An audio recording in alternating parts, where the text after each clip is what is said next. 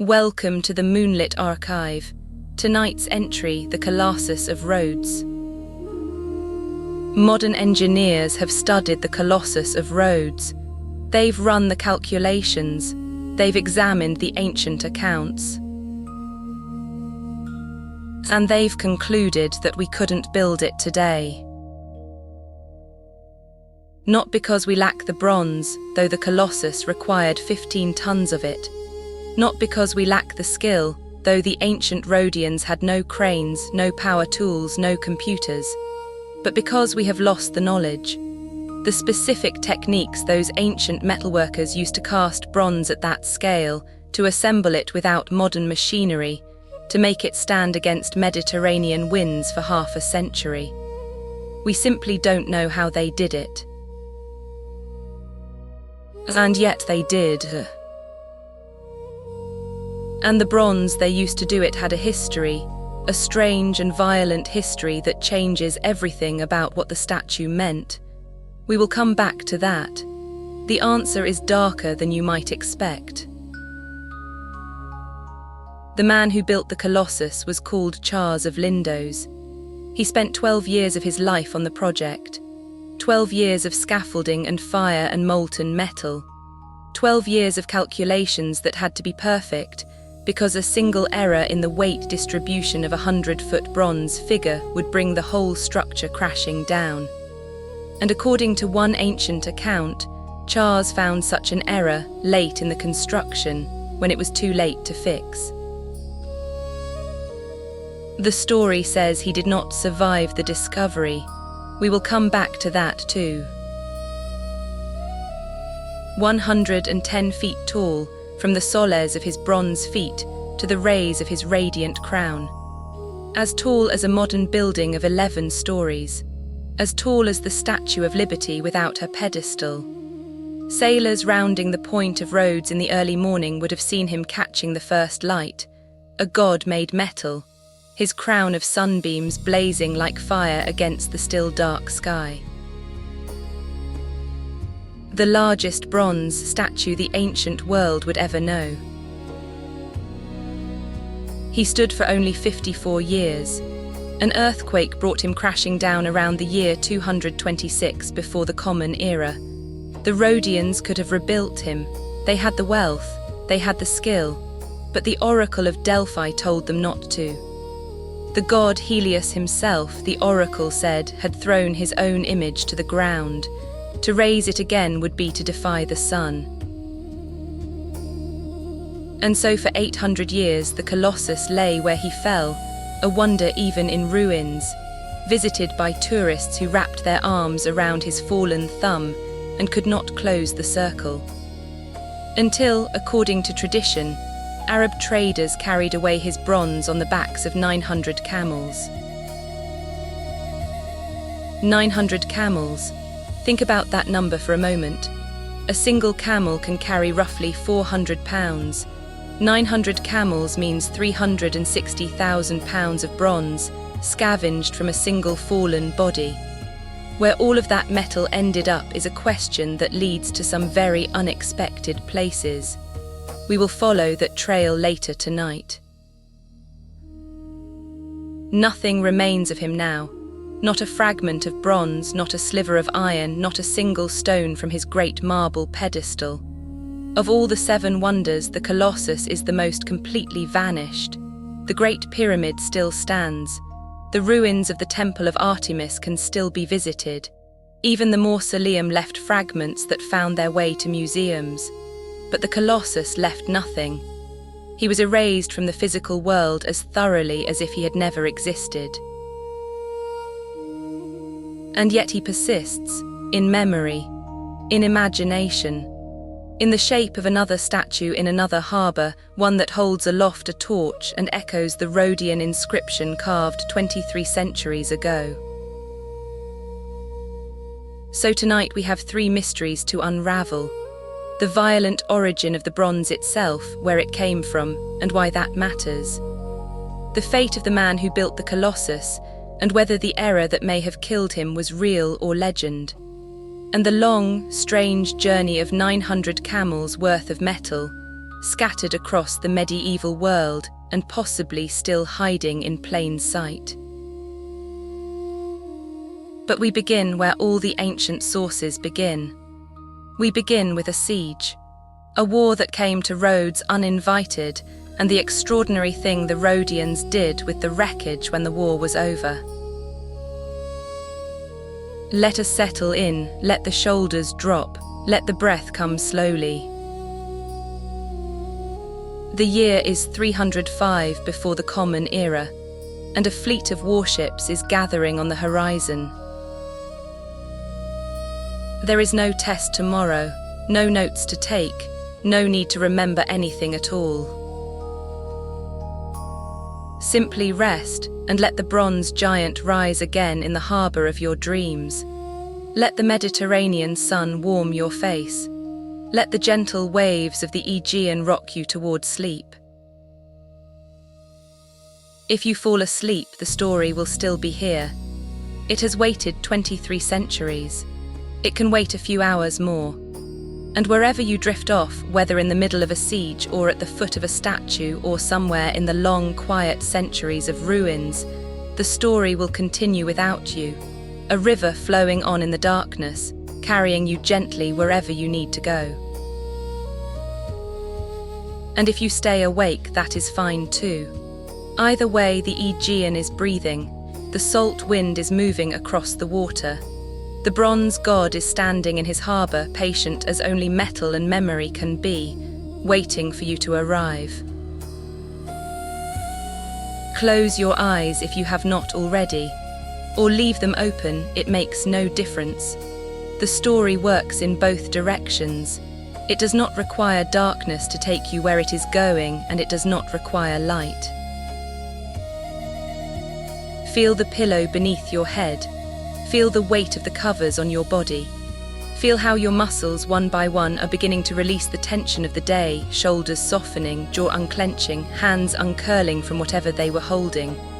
You are arriving somewhere, not Rhodes, not yet, somewhere closer. The quiet country on the near side of sleep, where the world becomes simpler, where time slows down, where stories can begin.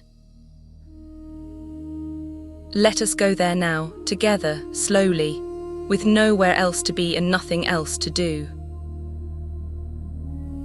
Let us begin with the island itself, a place of extraordinary light and warm water, of olive groves and ancient temples, where the sun god Helios was worshipped above all others, and where 3 rival cities, against all reason, chose to become one.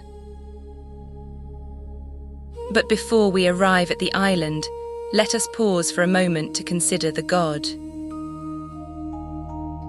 Helios was not like the other gods of Greece. Zeus ruled from Olympus, hurling thunderbolts. Athene guarded cities and inspired wisdom. Apollo drove the arts and the muses. But Helios was the sun itself, not a god who controlled the sun, but the sun made divine. Every morning the Greeks believed Helios rose from a golden palace at the edge of the world. He mounted his chariot, a vehicle of gold and fire, drawn by 4 immortal horses whose names meant fiery, dawn, blazing and burning. And he drove that chariot across the sky from east to west, bringing light to the world below. He saw everything. That was his gift and his burden. From his high vantage, nothing on earth was hidden from him.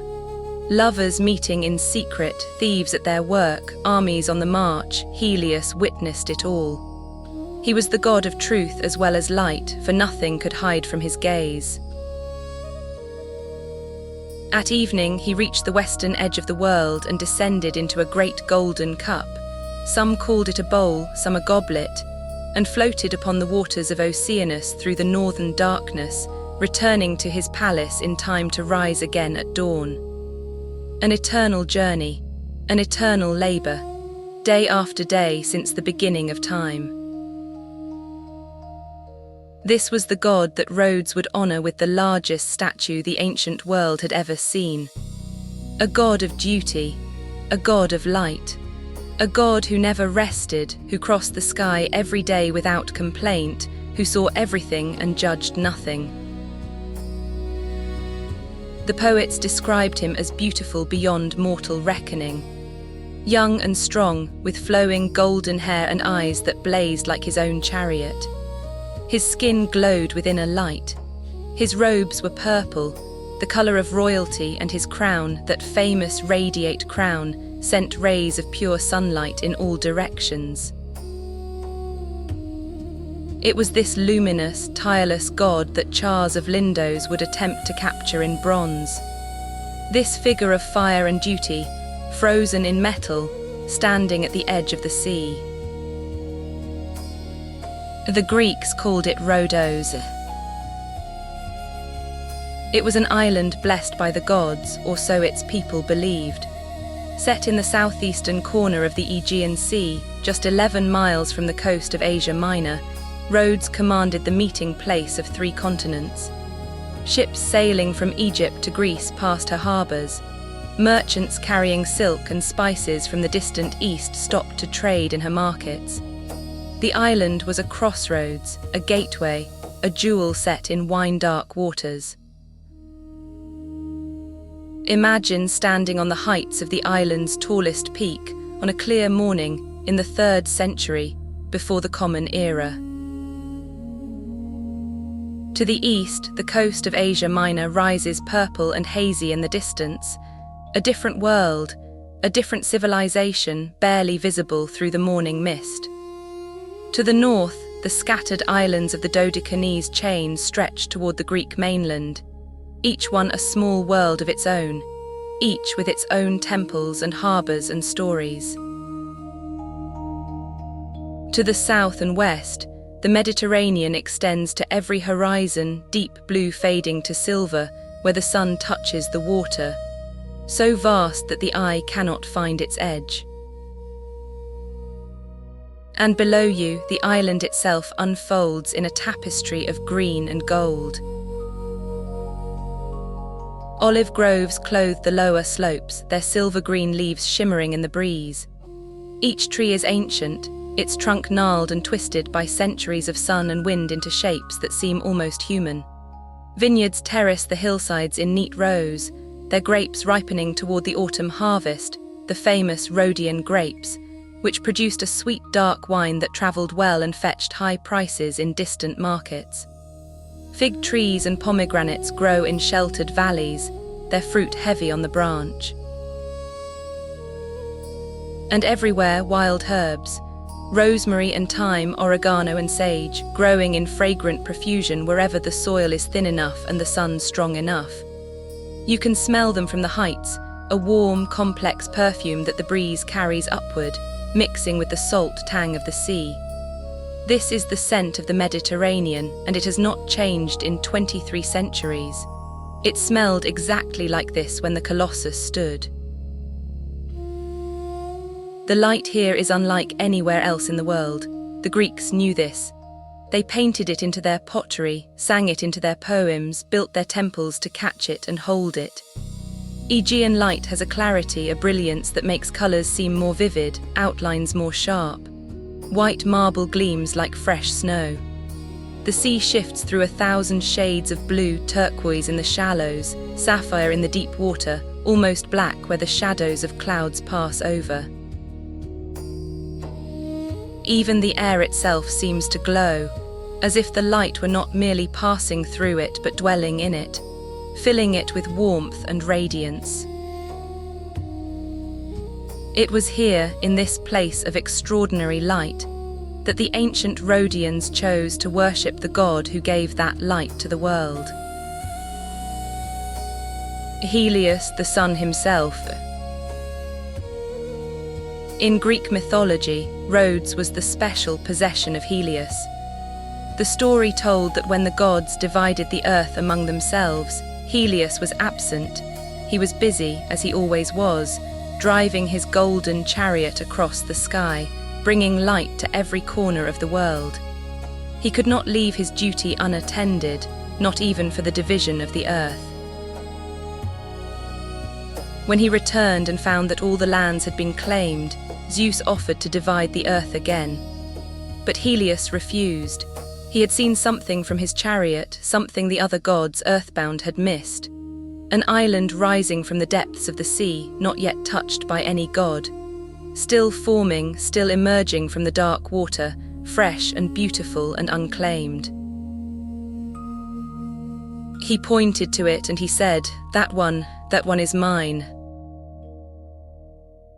He named it for the nymph he loved, Rhode the rose, and he made it his own. The Rhodians never forgot this story. Their island was the special possession of the sun god. Their prosperity, their victories, their very existence, all were gifts from Helios. When they looked up at the sky and felt the warm light on their faces, they were feeling the blessing of their patron deity. When the morning sun turned the sea to gold, they saw their god's chariot climbing toward the zenith.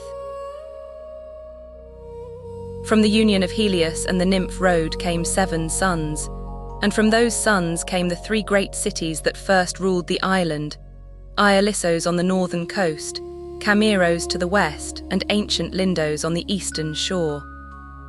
For centuries, these 3 cities competed and traded, worshipped their sun god, and sent their ships across the Mediterranean. Then, in the year 408 before the Common Era, they did something remarkable. They united. The decision was driven by practical concerns. The 3 cities were strong, but they were not strong enough, not in an age when great empires were rising and falling, when Athens and Sparta were tearing each other apart in the Peloponnesian War, when the Persian kings still dreamed of conquering all of Greece. Separately, Ialissos and Chares and Lindos were vulnerable. Together, they could become a power. They chose a site at the northern tip of the island, where 2 natural harbours curved inward from the sea like cupped hands. They commissioned Hippodamus of Miletus, the father of city planning, the man who had revolutionized the way cities were built, to design their new capital. Before him, cities grew organically, streets winding wherever convenience took them. He imposed order, straight streets crossing at right angles, creating blocks of uniform size, separating residential quarters from commercial districts from sacred precincts. The new city of Rhodes was his masterwork. Picture it taking shape year by year, rising from the rocky headland. First, the harbour walls, great blocks of limestone fitted together without mortar, enclosing the twin harbours that would shelter the Rhodian fleet. Then the city walls, climbing the hills, bristling with towers. Then the streets, paved with stone, lined with colonnades for shade against the merciless Mediterranean sun.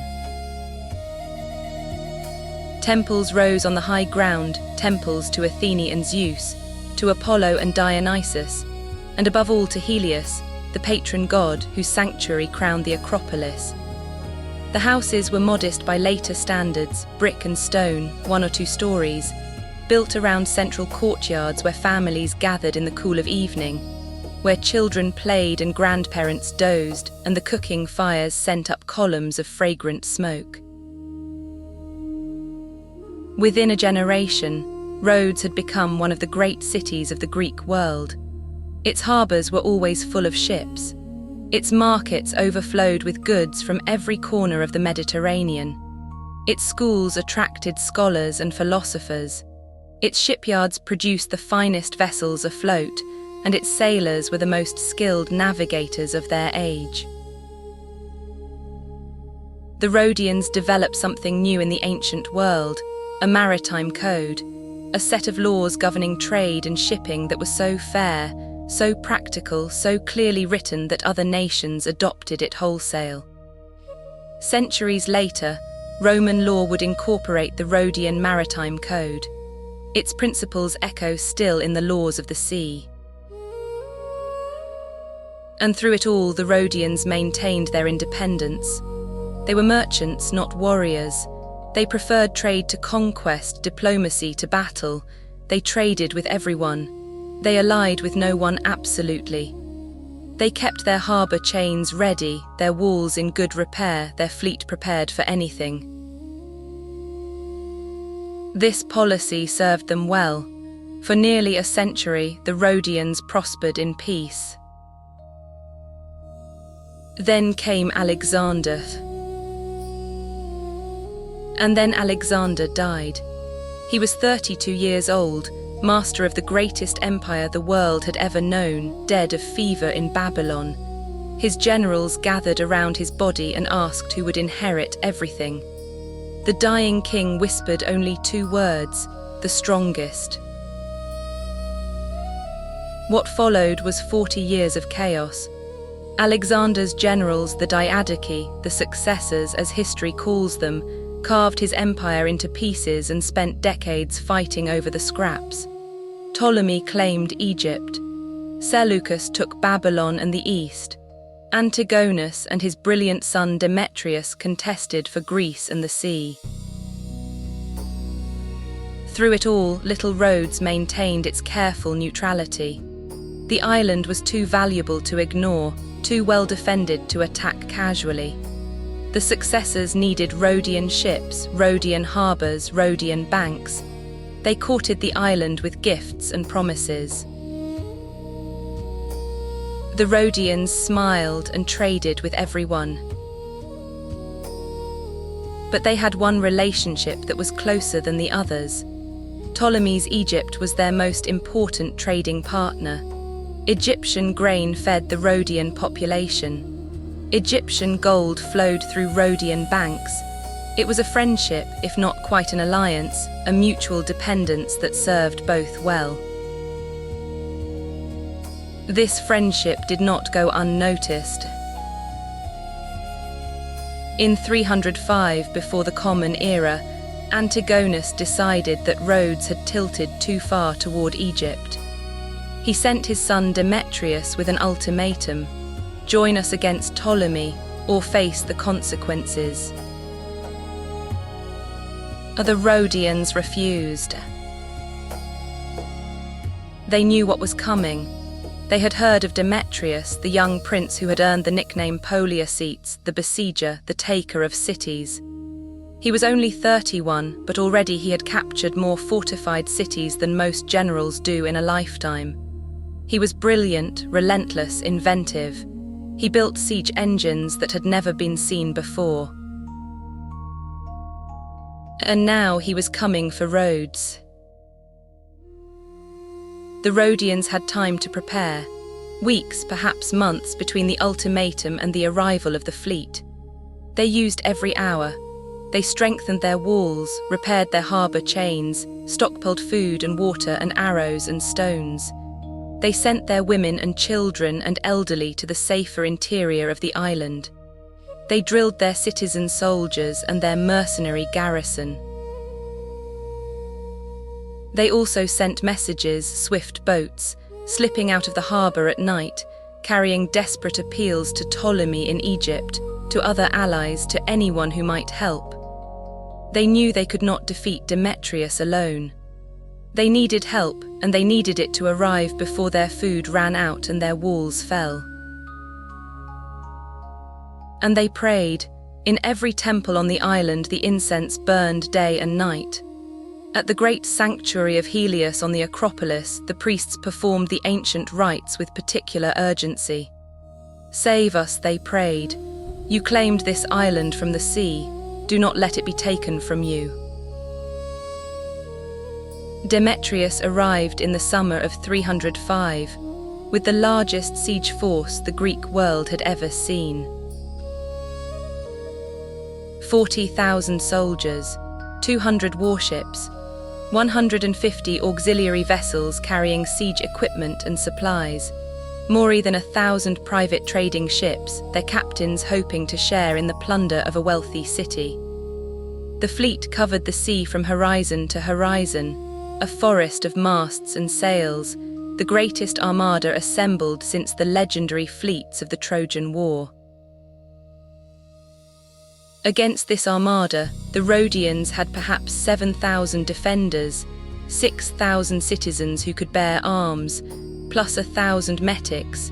the resident foreigners who had made Rhodes their home and were willing to fight for it. They were outnumbered nearly 6-1. But they had their walls, built to the highest standards of Greek military engineering. They had their chains across the harbour mouth, each link as thick as a man's wrist.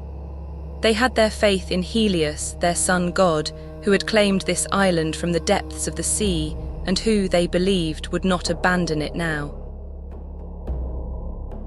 And they had their determination. The determination of people defending their homes, their families, their way of life. The quiet, furious resolve of those who have nowhere else to go. Demetrius began with the harbour. If he could take the harbours, he could starve the city. Rhodes depended on seaborne trade for everything: food, timber, metals, the raw materials that kept its industries running. Cut the sea lanes, and the city would wither like a plant need water. He built floating platforms, great wooden structures lashed together from timber, capable of carrying siege towers out to the harbour walls. He assembled artillery, catapults and ballistae that could hurl stones and iron bolts hundreds of feet with devastating accuracy. He constructed a massive floating siege tower, covered in hides to protect it from fire, mounting catapults on its upper levels that could fire down into the city, over the walls, into the streets where people lived. The Rhodians fought back with everything they had. They sent fire ships against his floating platforms, old vessels filled with pitch and dry brush, set ablaze and aimed at the enemy fleet by sailors who leaped into the water at the last moment. They stationed their best archers on the harbour walls, picking off the crews of his siege engines one by one. They launched night raids in small boats, silent, deadly, slipping through the darkness to cut anchor lines, set fires and spread chaos among the besieging fleet. A storm came, one of those sudden Mediterranean gales that rise from nothing and howl for days. The sky turned the colour of bruised iron. The wind screamed across the harbour, whipping the sea into walls of grey water that smashed against everything in their path. Demetrius's ships were scattered like leaves, dragging anchors, colliding with each other, some driven onto the rocks where they broke apart. The floating siege tower, that masterpiece of engineering, was battered so badly it had to be rebuilt from its foundations. The Rhodians, safe behind their walls, watched the storm do what their arrows and fire ships could not. Some saw it as divine intervention, Helios defending his island through his brother Poseidon, the sea god unleashing his fury against the invaders. Others, more practical, simply noted that the storm had bought them time, and used every hour of it to repair their defences, tend their wounded, and strengthen the sections of wall that had taken the worst punishment. Demetrius rebuilt it. He always rebuilt. That was what made him extraordinary and terrible, not the brilliance of any single design, but the relentlessness, the refusal to accept that a thing could not be done. Other generals would have abandoned the siege after the first failure. He simply began again. The Rhodians, for their part, showed an equal stubbornness. They reinforced their walls at night, working by torchlight, filling breaches with rubble and timber before dawn. They freed slaves who volunteered for the most dangerous duties. They evacuated women and children to the interior of the island. Every citizen who could hold a spear or carry stones was pressed into service. And they prayed. In the temples of Helios, the priests kept the sacred fires burning day and night, offering sacrifices, chanting hymns that could be heard above the crash of stone on stone. The god was watching, they believed. He would not let his island fall. When the harbour assaults failed, Demetrius turned to the land walls, and here he unveiled his greatest creation. The Helepolis, the city taker. Here is something worth knowing if you are still awake to hear it. Something about the scale of what the Rhodians faced and the ingenuity with which they answered it. The Helepolis was the largest siege tower ever built, 130 feet tall, as high as a 12-story building, nearly as tall as the Colossus that would one day stand in this very harbour, 65 feet wide at the base, tapering toward the top. 9 stories, each one bristling with catapults and ballistae and ports for archers. The whole structure mounted on enormous iron-rimmed wheels, pulled forward by hundreds of men, rolling toward the walls of Rhodes like some great mechanical beast rising from a nightmare. Its outer walls were covered in iron plates, thick iron, salvaged from shipwrecks and forges, proof against fire and arrows and ordinary artillery. Inside, wooden beams were wrapped in raw hides and stuffed with seaweed, adding another layer of protection. Windows of stretched animal gut let in light while keeping out missiles. It was, in every sense, a mobile fortress. 9 stories of armored destruction, creeping toward a city that had never fallen. And Rhodes stopped it. Not with force, they could not match Demetrius's firepower. Not with walls, the Helepolis was designed to overtop them. With water. At night, while Demetrius's attention was elsewhere, the Rhodians dug a tunnel beneath the path the great tower would take. They diverted water from the city's pipes and sewers into the trench, flooding the ground, turning the hard-packed earth into a shallow lake of mud. When the Helepolis rolled forward the next morning, its iron wheels sank into the softened earth. The massive structure lurched, tilted, threatened to topple. Demetrius had to halt the advance and spend days building a new foundation, filling in the flooded ground with rocks and timber, only to find that the Rhodians had undermined the next stretch of earth as well. Ingenuity against brute force, cunning against power, the merchants of Rhodes against the most brilliant military engineer of his age. And each time Demetrius recovered from a setback, the Rhodians found some new way to thwart him. When he attempted to mine beneath the walls, they countermined and met his tunnelers underground, fighting hand to hand in passages so narrow that a man could barely turn his shoulders. When he launched assault troops against a breach in the wall, the Rhodians had built a second wall behind it during the night, a crescent-shaped barrier that turned the breach into a kill zone. The Rhodians also waged a war of psychology. They displayed captured siege equipment on their walls, where Demetrius's troops could see their own machines turned against them. They treated prisoners generously and returned them, so that Demetrius's soldiers would know that surrender meant survival. They made offerings to Helios in full view of the enemy, signaling a confidence in divine protection that no number of catapults could shake. The merchants won. They fought like this for a year. A full year, consider what that means. 365 days of siege warfare. 365 mornings when the defenders woke to the sound of hammers and catapults, when the air smelled of smoke and stone dust, when the question was not whether the enemy would attack but from which direction and with what new device. A full year of midnight raids and dawn assaults, of catapults hurling stones and defenders hurling them back. The walls were breached and repaired, breached again and repaired again. Towers fell and rose. Men died in their hundreds, in their thousands.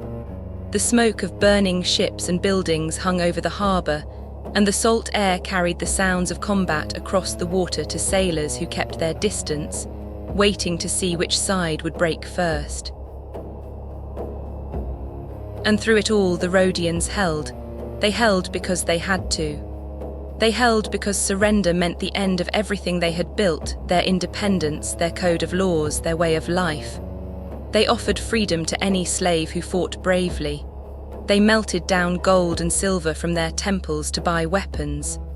They rationed food, organized their citizens into work parties, kept the walls manned day and night.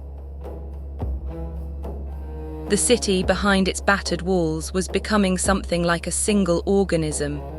Every hand served the defense. Craftsmen who had made pottery or jewelry now made arrowheads and repaired siege equipment.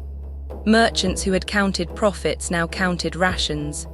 Philosophers who had debated the nature of justice now debated the best placement of catapults. The distinctions that had defined peacetime society, wealth, status, profession, blurred and faded in the shared urgency of survival. And through it all, the Rhodians maintained something remarkable: their dignity.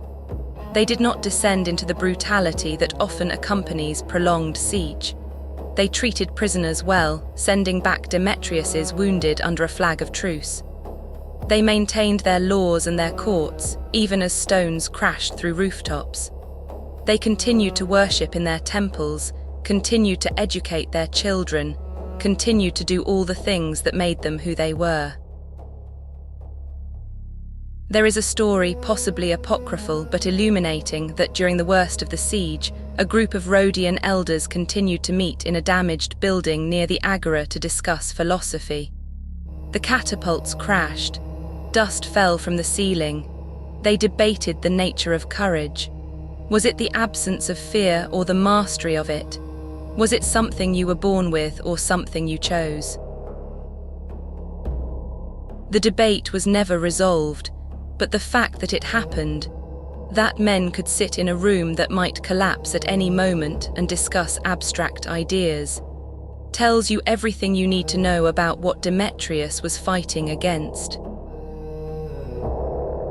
This was what Demetrius could not conquer, not the walls which he could batter, not the harbour which he could blockade, but the spirit of a people who refused to become less than themselves, even when everything conspired to reduce them. And finally, in the spring of 304, relief came. Ptolemy's fleet appeared on the horizon. Egyptian ships, heavy with grain and weapons and fresh soldiers. They had run Demetrius's blockade in the night, slipping past his sentries in the darkness, navigating by the stars through waters they knew as well as the streets of Alexandria. When morning came, they were anchored in the harbour of Rhodes, their holds open, their supplies flowing into the starving city like blood returning to a weakened heart. Demetrius knew the siege was over. He had fought brilliantly, relentlessly for a full year. He had deployed every innovation in siege warfare that his extraordinary mind could devise. And it had not been enough. The harbour still held. The walls still stood. The people of Rhodes were battered, hungry, grieving for their dead, but they were not broken. His army was tired, his siege equipment battered, his supplies running low. His father, Antigonus, was facing pressure elsewhere and could no longer afford to keep 40,000 men tied down at a single island. Peace was negotiated. The terms were generous to both sides. Rhodes would remain independent, no garrison would occupy the city, no Antigonid governor would rule in the name of a foreign king. The Rhodians would ally with Antigonus in future wars, except for one condition. They would never be required to fight against Ptolemy, their friend and protector. It was an extraordinary outcome. A city of merchants had defeated the greatest military engineer of his age. Not through superior force, they had been outnumbered 6-1 from the beginning. Not through divine intervention, though the priests of Helios would claim otherwise. Through stubbornness, through ingenuity, through the simple, immovable refusal to become something other than what they were. The news spread across the Mediterranean like ripples from a stone dropped into still water. In every port, in every market, in every court where kings calculated the balance of power, the story was told and retold. Little Rhodes had held against the besieger. The merchants had defeated the warrior. The message was unmistakable. Some cities cannot be taken because their people will not allow it. Demetrius withdrew.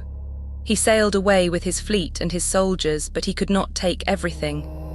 The Helepolis was too massive, too heavy, too unwieldy to transport across the sea. He left it behind, standing like a monument to his failure, its iron armor glistening in the Mediterranean sun. He left almost everything behind. In a gesture that history has remembered as magnanimous, Demetrius also sent artists and craftsmen to help repair the damage his siege had caused. He acknowledged the courage of the defenders, saying, according to later accounts, that he wished he could carry the city with him, walls and all. It was a compliment from a man who did not give compliments easily. The Rhodians, for their part, honored Demetrius by erecting a statue to him in the city. This was standard Greek practice. Honoring a defeated enemy was a way of asserting your own civilization. But it also reflected genuine admiration. He had fought brilliantly. He had simply fought against a city that would not fall. The abandoned siege equipment was staggering in its scale. Iron from the Helepolis's armor, those thick plates that had been proof against fire and stone. Bronze from catapults and artillery, from the mechanisms that had hurled destruction at the city walls for a year. Timber from siege towers and floating platforms. Ropes and chains, tools and weapons, all the material of a year-long siege, scattered across the landscape like the debris of some vast mechanical storm. The Rhodians gathered it all, methodically, carefully, with the merchant's eye for value that was bred into their bones. They inventoried every piece, weighed every ingot, calculated the worth of every fragment of metal. 300 talents, in modern terms roughly £17,000 of silver, an enormous fortune, enough to build a fleet of warships, enough to construct a temple, enough to fund the city's government for years. But the Rhodians did not want to build ships. They did not want to build temples. They had survived the worst that the world could throw at them, and they wanted to do something that had never been done. Something that would tell the world and the gods what this island was capable of. Imagine the council meeting. The leading citizens of Rhodes gathered in the assembly hall, the men who had organized the defense, who had rationed food and coordinated repairs and kept the morale of a besieged city from collapsing. They are exhausted. They are grieving for the dead, for the damaged city, for the year of fear and violence that has just ended. But they are also triumphant. They have won. And someone, we do not know who, makes a proposal. What if we took the bronze from the enemy's weapons and made something beautiful? What if we used the instruments of destruction to create a work of devotion? What if we built a statue of Helios so tall, so magnificent, that ships would see it from miles out to sea, and every sailor who approached our harbour would know what Rhodes had accomplished? The council debated. There would have been practical objections, the cost, the time, the difficulty. There would have been those who argued for spending the money on walls, on ships, on the things that kept a city safe. Old men who had seen the siege up close, who still flinched at loud noises, who wanted nothing more than to make the walls thicker and the gates stronger, and never again to hear the sound of catapults crashing against stone. And there would have been the dreamers, younger men perhaps, Men who had fought on the walls and survived, who were still flushed with the impossible triumph of their survival, who wanted to mark this moment with something that the world would never forget. Not walls, not ships, not the practical things that kept a city safe. Something that would make the city immortal. The dreamers won. The dreamers always win eventually in the stories that survive. And now we arrive at the answer to our first question. What was the bronze of the Colossus made from?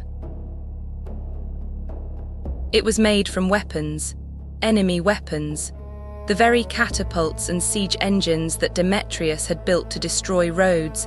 Their bronze was melted down, recast and shaped into a god. The iron from the Helepolis' armor became the internal skeleton of Helios. The machines of war became a monument of gratitude. Think about that for a moment. Let it settle into you, the way warmth settles into bronze left in the sun. Somewhere in the bronze of the Colossus, there was a catapult arm that had hurled stones at a baker's house. Somewhere there was a bolt mechanism that had killed a man on the walls. Somewhere there was armor plating that had protected Demetrius's engineers while they dug tunnels beneath the city. All of it melted, all of it purified in the furnace, all of it reshaped into something that caught the morning light and held it. The furnace does not remember, the bronze does not remember, but the Rhodians remembered. They knew exactly what they were making and from what and why. Every time a citizen of Rhodes looked up at the Colossus and saw the sun blazing on its crown, he was looking at the same metal that had tried to kill him. And now it was beautiful. Now it was holy. Now it stood in his harbor and protected his children and caught the dawn like fire. Every bronze plate on the Colossus had once been part of something designed to kill. Every curve of the god's face, every ray of his radiant crown, had been forged first in the furnaces of an enemy, shaped into instruments of destruction, hurled against the walls of Rhodes for a year of blood and fire. And now the same metal caught the morning sun and blazed with the light of a god who had protected his island. Destruction becoming creation, war becoming worship. The weapons that had tried to kill a city melted and reformed into the shape of the god who saved it. The Rhodians looked at the mountain of abandoned war material, and they made a decision that would echo across 23 centuries. They would use the weapons of their enemy to honor their god. They would build a statue of Helios that would stand for all time as a testament to their victory, to their faith, to the power of the sun. They would build the largest bronze statue the world had ever seen, and every inch of it would be made from the instruments that had been meant to destroy them. They would build the Colossus. There is something in this transformation that speaks across the ages. We have all known destruction. We have all faced enemies, whether armies or illness or grief or the simple grinding difficulty of being alive. And we have all at some point looked at the wreckage and wondered, what can be made from this? What beauty can be shaped from these broken things? The Rhodians answered that question with 110 feet of bronze. Their answer still stands, not in metal, not in stone, but in the story itself. In the idea that destruction is not the end of the story, that the same material can be shaped into weapons or into gods, and that the choice is ours. The vote was taken, the funds were allocated, the craftsmen were summoned, and somewhere in the city of Rhodes, a sculptor heard the news and felt his heart begin to race, not with fear, not with doubt, but with the fierce, quiet joy of a man who has been waiting his whole life for exactly this. The chance to build something that had never been built. The chance to honor his God with the largest offering the world had ever seen. The greatest project in the history of bronze sculpture was about to begin. The commission went to a sculptor named Chares. He was a Rhodian, born in the ancient city of Lindos on the eastern coast of the island, a city older than the city of Rhodes itself, perched on a dramatic headland above the sea, its acropolis crowned with temples that caught the first light of every morning. His family had lived there for generations, worshipping Helios in the great temple that commanded views across the water to the distant coast. He had grown up watching the sun rise from the Aegean, had learned as a child that his island belonged to the god of light. As a young man, Chares had felt the pull that drew talented artists away from their homelands toward the great workshops of the Greek world. He travelled to the mainland, to the city of Sicyon, to study under the greatest sculptor of the age. Lysippos. Lysippos was a legend even in his own time. He had been the personal sculptor of Alexander the Great, the only artist permitted to capture the conqueror's likeness in bronze. It was said that Alexander refused to be sculpted by anyone else, trusting only Lysippos to render the particular tilt of his head, the intensity of his gaze, the way he seemed always to be looking toward some horizon that other men could not see. Lysippos had created over 1,500 works in his long career, a staggering output that amazed his contemporaries. Statues of gods and athletes, of kings and warriors, of horses and chariot groups. His innovations in proportion had revolutionized Greek sculpture. Before him, the standard figure was 7 heads tall. Lysippos made his figures 8 heads tall, longer, more graceful, with smaller heads and more dynamic poses. His statues seemed to move, to breathe, to live. They had a naturalness, an ease, that made the earlier style look stiff and archaic by comparison. And he had worked on a scale that no one before him had attempted. In the city of Tarentum in southern Italy, Lysippos had created a bronze statue of Zeus that stood 60 feet tall, a colossus in its own right, the largest bronze figure the Greek world had ever seen. Sailors approaching the harbour could see it rising above the rooftops, a god presiding over a mortal city. Until Chares dreamed of something larger. The young sculptor had learned everything his master could teach him. He understood the Sicyonian techniques of bronze casting, the lost wax method that could capture details as fine as the veins on a leaf. He understood the engineering of armatures, the internal skeletons of iron and stone that supported massive bronzes from within. He understood the mathematics of proportion that made giant figures seem graceful rather than grotesque. He had worked alongside his master on the Zeus at Tarentum. He had seen firsthand how such a vast project was organized, the coordination of dozens of craftsmen, the logistics of materials, the patient year-upon-year labor that transformed raw metal into something divine. He had held the tools, breathed the smoke, felt the tremor of hammers through the soles of his feet. He knew the rhythms of a great workshop, the early mornings of preparation, the blazing midday hours of casting, the quiet evenings of cooling and inspection and rest. But more than technique, Lysippos had taught Chares something about ambition, about the difference between a sculptor who makes what he is asked to make and a sculptor who makes what no one has dared to imagine. Lysippos' Zeus at Tarentum had been that kind of work, not merely large but impossible. The sort of thing that people called foolish right up until the moment it stood complete, and then they called it genius. Chares had absorbed this lesson. He carried it back to Rhodes like an ember wrapped in cloth, waiting for the right moment to set it free. And now, returning to his homeland in the flush of his training, he was ready to surpass his master. The Rhodians wanted their statue to be unprecedented.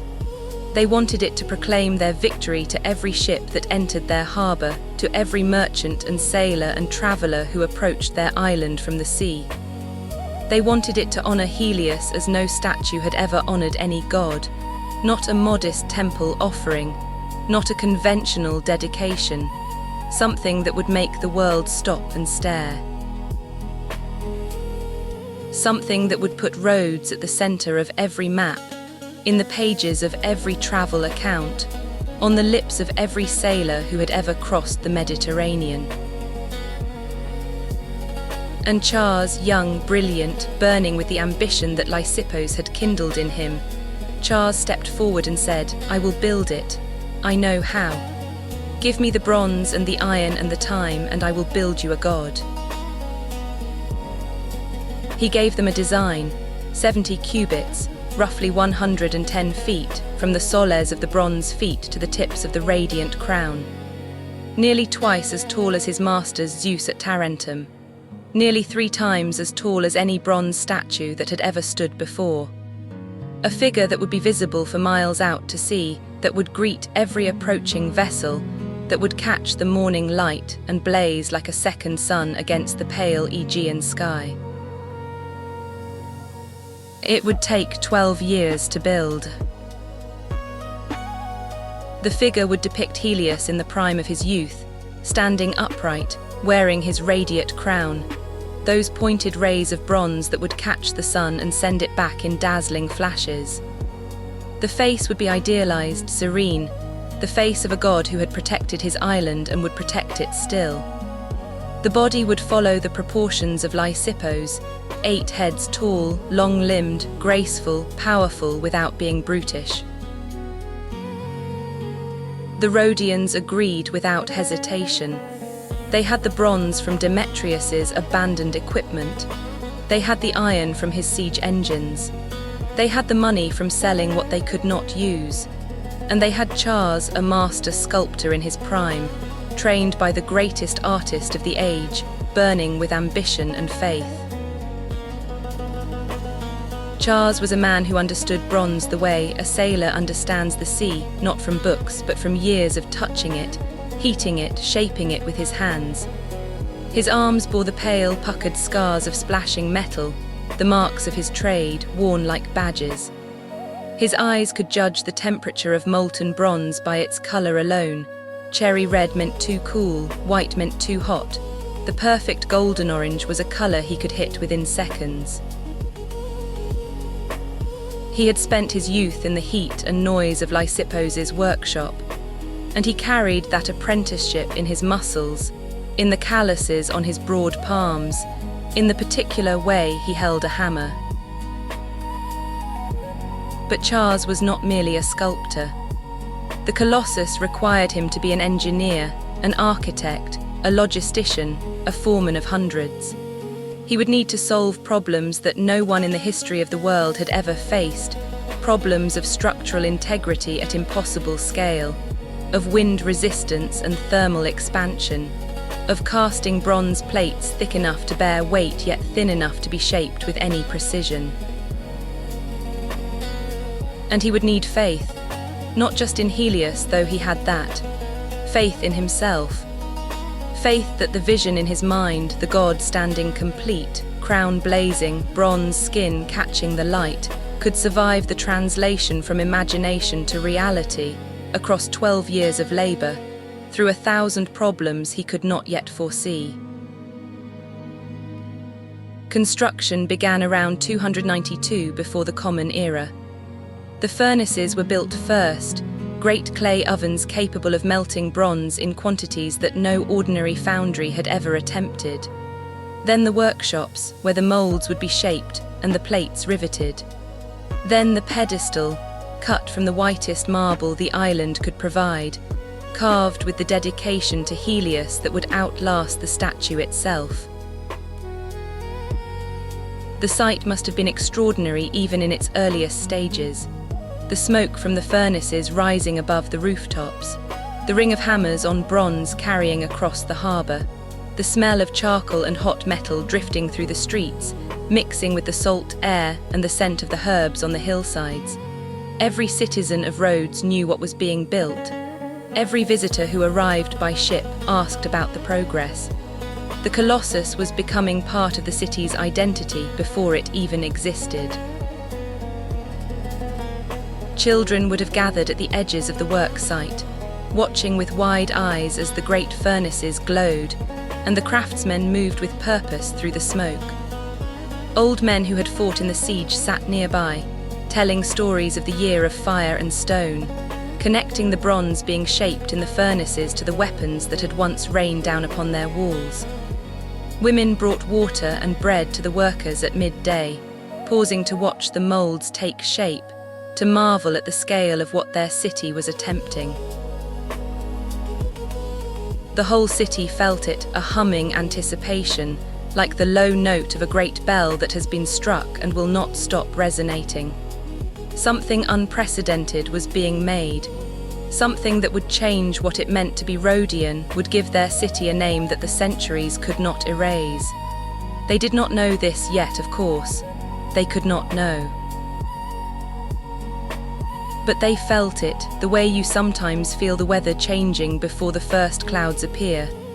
A stirring in the air, a shift in pressure, a sense that the world is about to become different. How do you build a statue 110 feet tall? This was the question Chares faced, and his solution was as ingenious as anything Demetrius had devised for his siege engines. He could not use scaffolding. No wooden structure of that era could support the weight of workers and materials at such heights without collapsing or swaying dangerously. He could not cast the statue in one piece. No foundry in the ancient world could handle that much molten bronze at once, and no crane could lift the finished product into place. So he built it from the ground up, one section at a time, burying his work as he went. Imagine the sight as construction begins. A great marble pedestal, 50 feet tall, already stands on the chosen ground, perhaps near the harbour, perhaps on the Acropolis hill that crowns the city. The pedestal alone is a monument, its white stone gleaming in the Mediterranean sun, its surface carved with the dedication to Helios that future generations would copy and preserve. On top of this pedestal, workers lay the first course of the statue itself, the soles of Helios's bronze feet. These are enormous, each foot longer than a man is tall. They are carved in wood first, a full-scale model, then covered in clay to create a mould. Bronze is melted in great furnaces, bronze made from the weapons of the enemy, bronze that was meant to destroy the city and will now glorify its god. The molten metal flows like liquid fire. It fills the molds, seeking every crevice, every contour, every hollow. When it cools slowly over hours, attended by craftsmen who watch for cracks and flaws, the clay is broken away to reveal the bronze plates beneath. These plates are fitted together with rivets, each rivet driven home by a man with a hammer, one at a time. The plates are thick here at the base, nearly an inch of solid bronze, capable of bearing the enormous weight that will rise above. Inside the bronze shell, iron bars are set in stone, creating an armature, an internal skeleton that will give the statue its strength. The iron radiates outward at each level, locked into the stone core that fills the interior, providing both rigidity and ballast. And then the burial begins. Workers bring earth from the surrounding countryside. Cartload after cartload, basket after basket, they pile the earth around the completed section until it is completely covered. The bronze feet of the god disappear beneath a growing mound of soil. Now the next section can begin. The workers stand on the earth mound at what was the level of the bronze ankles. They lay their moulds, pour their bronze, rivet their plates together. The iron armature rises, following the shape of the legs, growing more slender as it climbs. Mori earth, Mori burial, the mound grows higher. Think about what this means if you are still awake to consider it. For 12 years, the citizens of Rhodes lived beside a growing hill of earth, and inside that hill, hidden from every eye, a god was taking shape. No one could see the statue whole, not the workers, not Chares, not any curious citizen who walked past the construction site on a summer evening. It was a cocoon, and inside it something magnificent was slowly being born. The whole city kept a secret from itself. Everyone knew what was inside the mound. They had voted for it, paid taxes toward it, watched the earth rise year by year. But no one had seen it. No one could imagine, truly imagine, what 110 feet of bronze would look like standing free against the sky. They had to take it on faith, faith in Chares, faith in Helios, faith in the process of building something they could not yet see. 12 years of faith, 12 years of looking at a hill of dirt and believing it contained a god. Imagine the patience this required. 12 summers of Mediterranean heat when the bronze beneath the earth would have been hot enough to burn bare skin, and the workers laboured stripped to the waist, their bodies slick with sweat, the air shimmering above the furnaces. 12 winters of rain and wind when the earth mounds had to be protected from washing away, when the work slowed to a crawl and the craftsmen maintained their tools and prayed for spring. The workers who began the project would have aged visibly by the time it was finished. A man of 20 at the start would be 32 at the end, married perhaps with children old enough to watch him work. A foreman of 40 would be 52, his hair grey, his joints stiff from years of climbing the mound. Young apprentices would have become master craftsmen in their own right, their skills honed by a decade of practice at a scale no one had attempted before. Here is a bronze smith, a man in his 30s, muscles hardened by years at the forge. His arms bear the pale scars of splashing metal, each one a story he could tell if you asked him over wine at the end of a long day. He arrives at the work site at dawn, when the air is still cool enough to bear the heat of the furnaces. He tends the fire, adds charcoal, watches the bronze ingots soften and glow. He knows the bronze intimately, knows its sounds, knows its colours, knows the precise moment when it transitions from solid to liquid, when it becomes ready to pour. When the metal flows, he helps guide it into the clay moulds. This is the moment of greatest concentration, greatest danger. Molten bronze is unforgiving. A splash can take a finger. A cracked mould can send a stream of liquid fire across the work floor. He has seen men burned badly enough to never work again, and he respects the metal as he might respect a dangerous animal, with a careful, alert awareness that never relaxes. He will work until the sun sets. He will go home exhausted, wash the soot from his face and hands, eat whatever his wife has prepared and fall asleep almost immediately, his body demanding rest.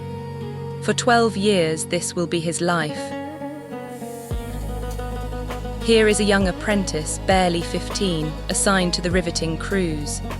His job is to hold the bronze plates in position while the master craftsmen drive the rivets home, thick bronze pins that lock the plates together, that will hold against wind and weather for decades. It is tedious work, hot and loud, demanding attention without offering glory. His hands are already calloused. His hearing is already slightly dulled from the ringing of hammers on metal. But sometimes, in quiet moments at the end of the day, he looks up at the growing shape beneath the earth mound and feels something stir in his chest. He is building a god. His hands, calloused and burn-scarred though they are touching something that will stand for ages. When he is old, if he lives to be old, he will tell his grandchildren, "I helped build the Colossus." My hands drove the rivets that held the sun god together. And here are the labourers, the men and women who move earth. Basket after basket, cart after cart, year after year. Earth from the fields outside the city carried to the work site, piled around the growing statue. Then, when a section is complete, the same earth carried away to make room for the next. Back and forth, an endless cycle, the most grinding and least glamorous work on the entire project. They sing as they work, these labourers. Songs to pass the time, to coordinate their movements, to remind themselves that they are part of something larger than the basket on their shoulder. The songs are forgotten now, as their names are forgotten, but something of their rhythm survives in the bronze they help to shape. Every human effort leaves an echo somewhere. And through all of it, the casting and the riveting, the carrying of earth and the pouring of bronze, Chares was present. We must imagine him walking the work site daily, his eyes sharp for problems, his mind calculating weights and angles and stresses that no one before him had needed to calculate. He would have consulted with his foremen, debated with his engineers, argued with his metallurgists about the proper alloy for each section. He would have lain awake at night, turning problems over in his mind, seeing the statue in his imagination and comparing it ceaselessly to what existed so far. Did he doubt? He must have. No one undertakes something so vast without moments of terror, moments when the gap between the vision and the reality seems unbridgeable, when the problems seem insurmountable, when the whole project threatens to become a monument to failure rather than to faith. But he continued. Day after day, year after year, he continued, and the statue grew inside its earthen shell. And finally, around the year 280 before the Common Era, the last section was complete. The radiant crown of Helios, those pointed rays of bronze that would catch the morning sun and blaze like fire against the sky. The face beneath them, youthful and beautiful, with curling hair and features that gazed serenely out to sea. Now came the revelations. The earth came away in stages. Starting at the top where the great crown touched the sky, workers began to remove the mounds that had hidden their creation for over a decade. Basket by basket, cart by cart, the soil that had served as scaffolding and protection was carried away, revealing what lay beneath. First the crown emerged, those bronze rays gleaming in the light, catching the sun, throwing it back in sharp flashes that could be seen from the harbour below. Then the face, calm, beautiful, the idealized features of a young god in the full flower of his strength, curling hair framing a smooth brow, eyes that seemed to look not at any particular thing but at everything, at the whole world spread out before them. Then the neck and shoulders, broad and muscled, the body of a deity who carried the sun across the sky every day. The arms, one perhaps raised, shading the eyes against the glare of the very sun he represented. Or perhaps one arm held aloft, bearing a torch or simply reaching toward the heavens. We do not know exactly how the Colossus was posed. No ancient writer describes it clearly enough to be certain. No coins or sculptures survive that definitively show its stance. This is one of the mysteries that time has kept from us, and it is, perhaps, fitting the pose of a god should retain some element of mystery. Imagine the crowd that gathered as the work progressed. Citizens of Rhodes, who had watched the earth mound grow year by year, who had contributed their labour and their taxes and their faith to this great project. Visitors from across the Greek world, drawn by rumours of what was taking shape. Merchants and sailors, philosophers and artists, all staring upward as more and more of the bronze god was revealed. The torso gave way to the waist to the hips to the long legs that Lysippos had taught his student to proportion. 8 heads tall, those legs, according to the master's canon, longer and more graceful than sculptors of earlier generations would have made them. The thighs emerged, then the knees, then the calves. Here the bronze was thickest, bearing the weight of everything above. Here the iron armature was strongest, 8 great bars radiating outward at each ankle, locked into the stone core that filled the interior.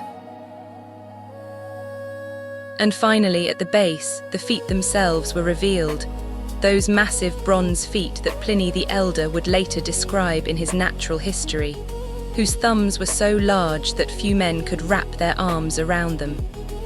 The feet of a god, resting on marble, carrying the weight of the sky.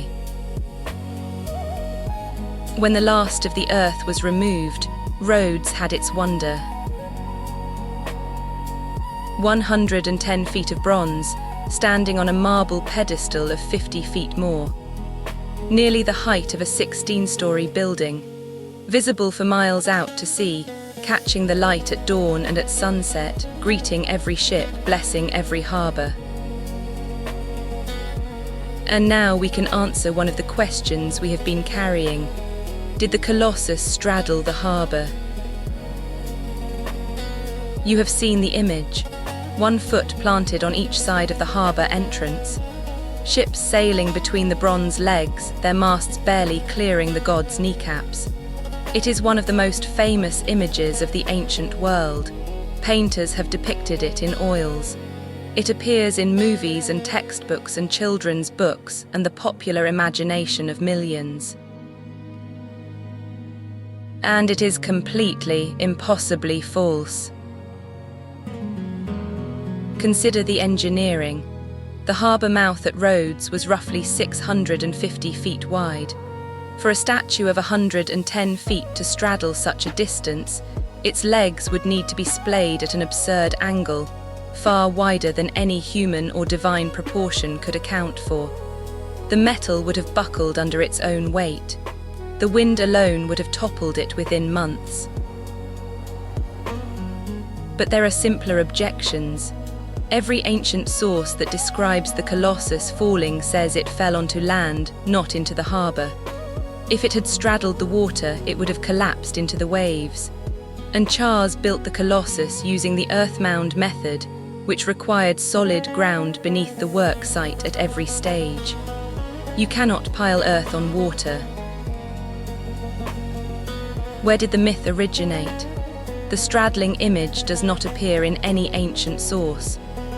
The earliest reference is from the Middle Ages, more than 1,000 years after the Colossus fell, likely a misreading of a poem, or perhaps a storyteller's embellishment that grew, through centuries of retelling, into accepted fact. The truth is quieter, and in its own way more remarkable. The Colossus stood on one pedestal.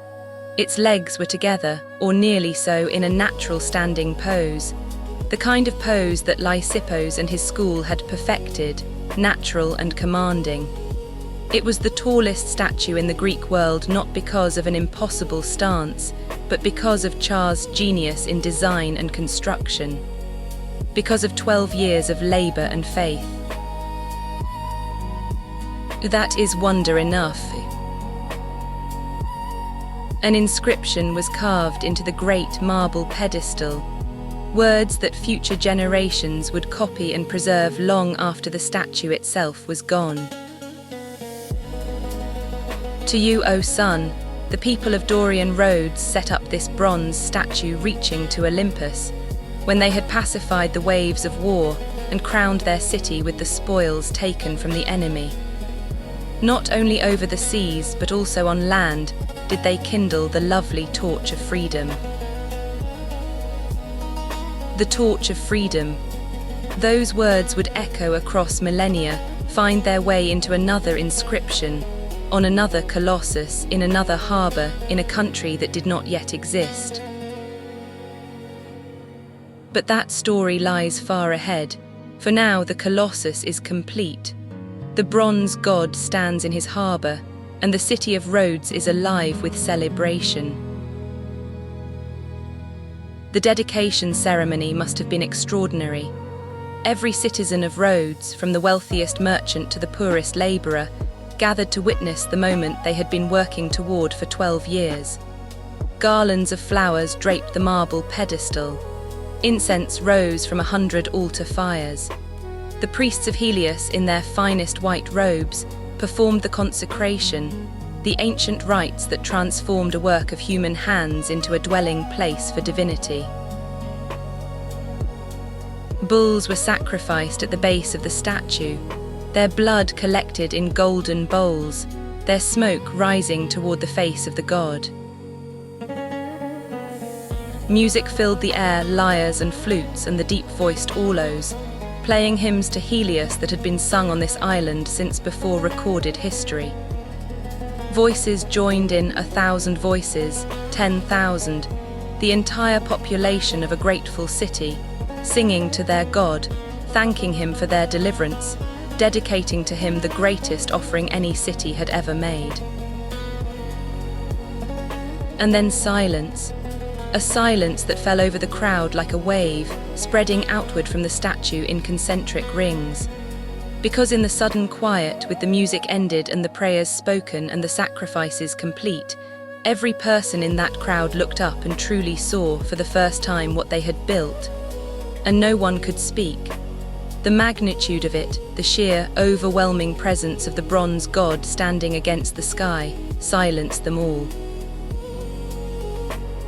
Imagine the first dawn. The night has passed, the celebrations have quieted, and the city is sleeping the deep sleep of exhaustion and joy. The harbour is still. The ships rest at anchor. And in the east, the sky begins to lighten. First the faintest glow, a paling along the horizon. Then colour, amber, rose, a thread of gold. The light climbs the sky, reaches the island, touches the mountains. And then it finds the Colossus. The tips of the radiate crown catch the first light. They flare suddenly, shockingly bright, like candle flames kindled by an invisible hand. The light runs down the rays, spreads to the forehead, illuminates the face. The bronze, cold from the long night, begins to warm. The green patina of new-cast metal catches the gold light and throws it back in complex, shifting hues. And then the full disk of the sun breaks the horizon, and the entire statue blazes. From crown to pedestal, the Colossus is on fire. The bronze seems to dissolve into pure light. For a few breathless moments, it is not a statue at all. It is the god himself, standing in his harbour, greeting the sun that bears his name. Somewhere in the city, a baker is kneading dough. He glances up through his window and sees the light on the Colossus, and he stops. His hands grow still in the flour. He stares. He has lived through the siege, the construction, the 12 years of watching the earth mound grow. But he has never seen this, the first morning, the first light, the bronze catching fire above the harbour he nearly lost. His eyes fill with tears. He does not know why exactly. He is not a philosopher. He is a man who makes bread.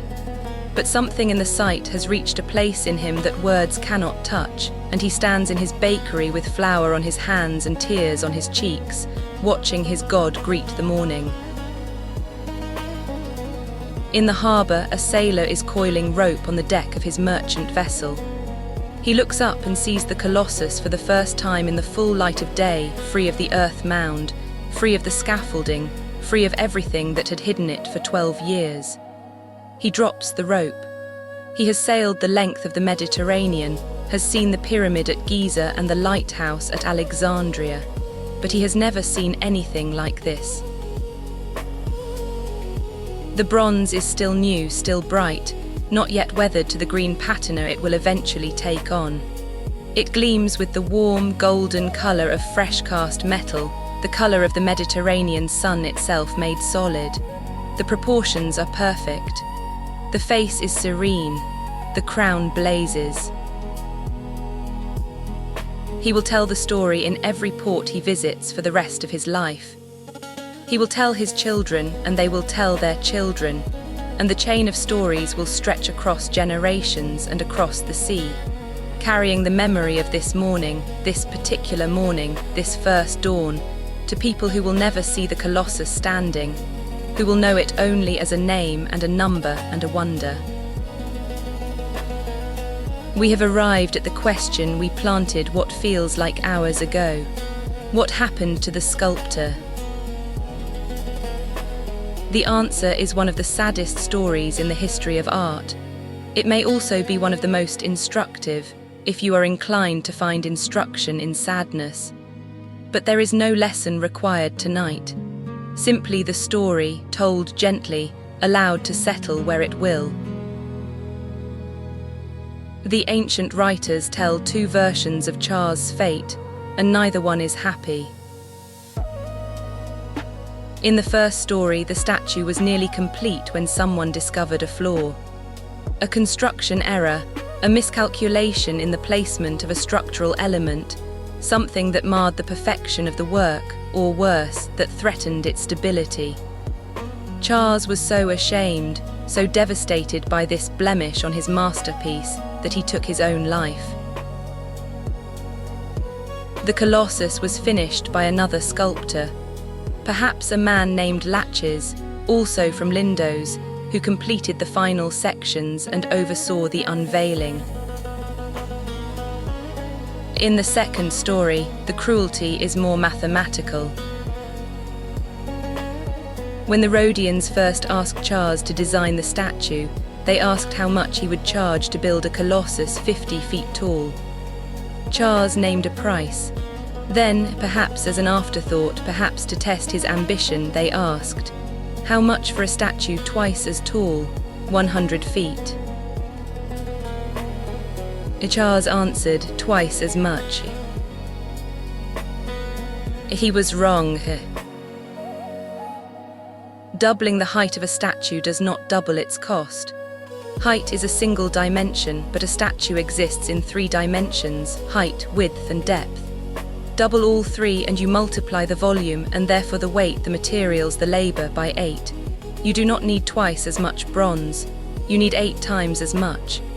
8 times as much iron for the armature. 8 times as many workers, 8 times as many years, 8 times as many baskets of earth. Chares, according to this tale, did not realize his error until he was deeply into the project. By then, the contract was signed, the money spent, the work underway. The costs spiraled beyond anything he had anticipated. He had committed to a price that was 1/8 of what the project actually required. He faced ruin, disgrace, bankruptcy, the destruction of everything he had worked his whole life to build. And so he killed himself. History remembers the statue, it forgot the man. We know the height of the Colossus, 110 feet. We know the weight of the bronze, 15 tons, perhaps more.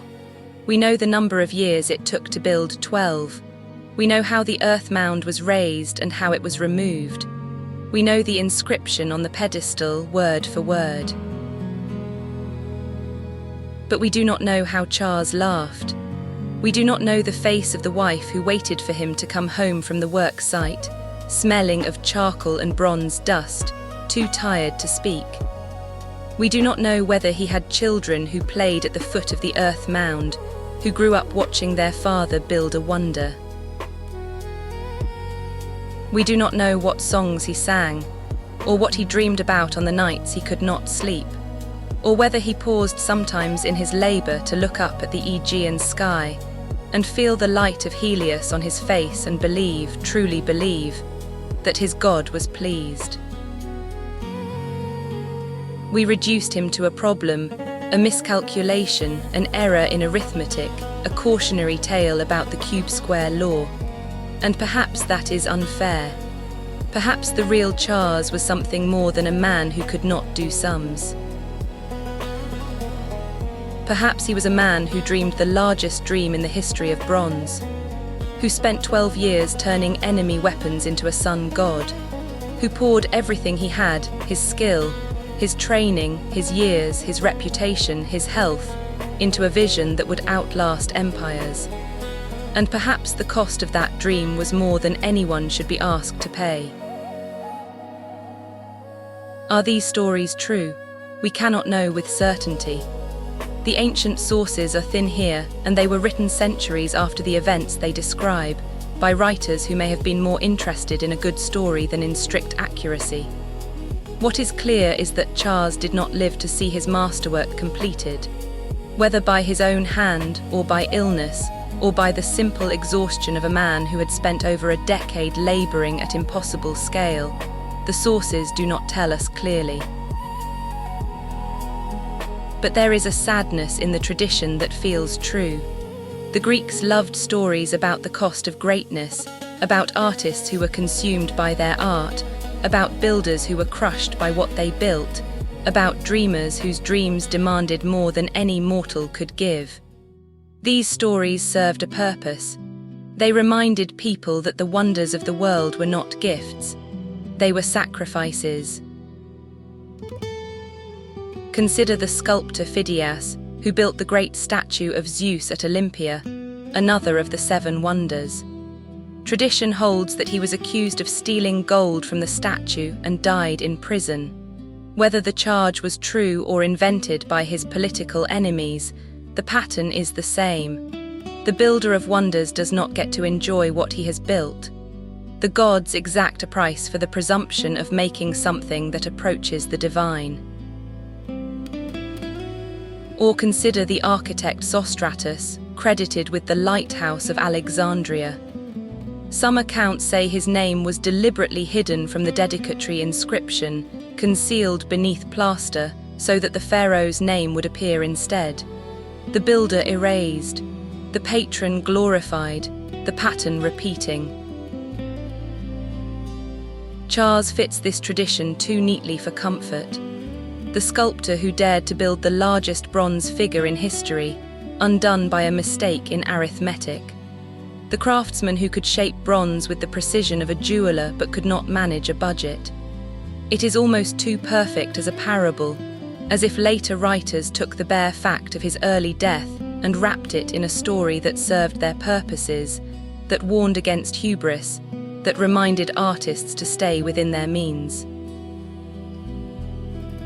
Not the specific details, those may be later inventions, dramatic additions to make the story more compelling. But the sadness itself, the weight of it, the sense that creating something magnificent sometimes costs more than you expect, and that the cost is not always measured in bronze.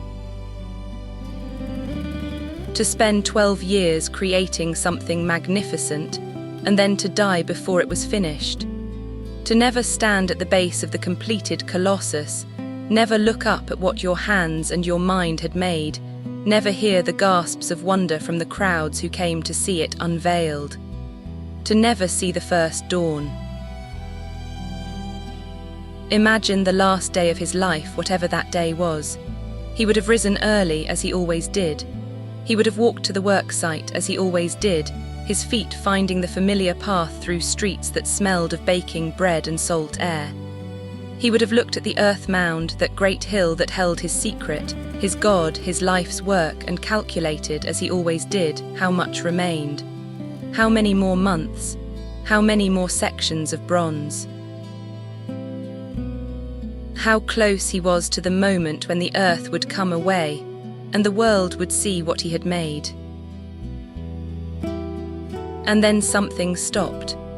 Whatever it was, despair, exhaustion, a body that had simply given everything it had, something stopped, and Chares of Lindos passed from the world of the living into the world of memory. What we know is that the Colossus was completed without him. What we know is that his name lived on, attached forever to the wonder he created. For 54 years, the bronze god stood in the harbour of Rhodes, and every ship that passed beneath its gaze was passing beneath a monument to Chares of Lindos. to a sculptor from a small town on the eastern coast, who learned his craft from the greatest master of the age, and then surpassed him. Perhaps that is immortality enough. There is a tradition, unverified, probably legendary, but beautiful, that Chares' workshop was preserved for a time after his death, left undisturbed as a kind of memorial. His tools still laid out where he had placed them, his sketches still pinned to the walls, the half-finished molds for the final sections still waiting to be filled with bronze. The space where a man had worked for over a decade, slowly giving everything he had to something larger than himself. Whether this is true or not, it captures something real about the way communities remember the people who sacrifice for them. Not always well, not always accurately, but with a tenderness that suggests, at least, that even in the ancient world, people understood the cost of creation. And the Colossus stood, completed by other hands, dedicated with other prayers, but carrying Chares' vision in every rivet and every curve. His monument, his gift to the sun. For 54 years, the Colossus stood. Half a century and a little more, while the world changed around it and the seasons turned their slow wheel beneath the Aegean sky. It is a span of time that seems both long and short, long enough for a generation of children to be born, grow old, and begin to die beneath its gaze, yet short compared to the centuries of ruin that would follow. 54 years. A single human lifetime, if that human was fortunate. But what a lifetime it was! What a golden age for the island that the sun god had chosen. The wars of the successors finally ended. The great Hellenistic kingdoms, Ptolemy's Egypt to the south, Seleucus' empire stretching east to the borders of India, the Antigonids ruling Macedon and northern Greece, settled into an uneasy balance of power, each watching the others, each waiting for signs of weakness. Trade flourished across the Mediterranean as never before, and Rhodes, at the crossroads of all these currents, prospered in ways that even its founders could not have imagined. The city grew beyond its original walls. New temples rose, their columns gleaming white against the blue Aegean sky. The harbours expanded, capable of sheltering ever larger fleets. The schools of Rhodes became famous throughout the Greek world.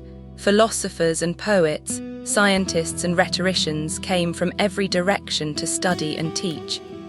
It was said that a Rhodian education was second only to one from Athens or Alexandria.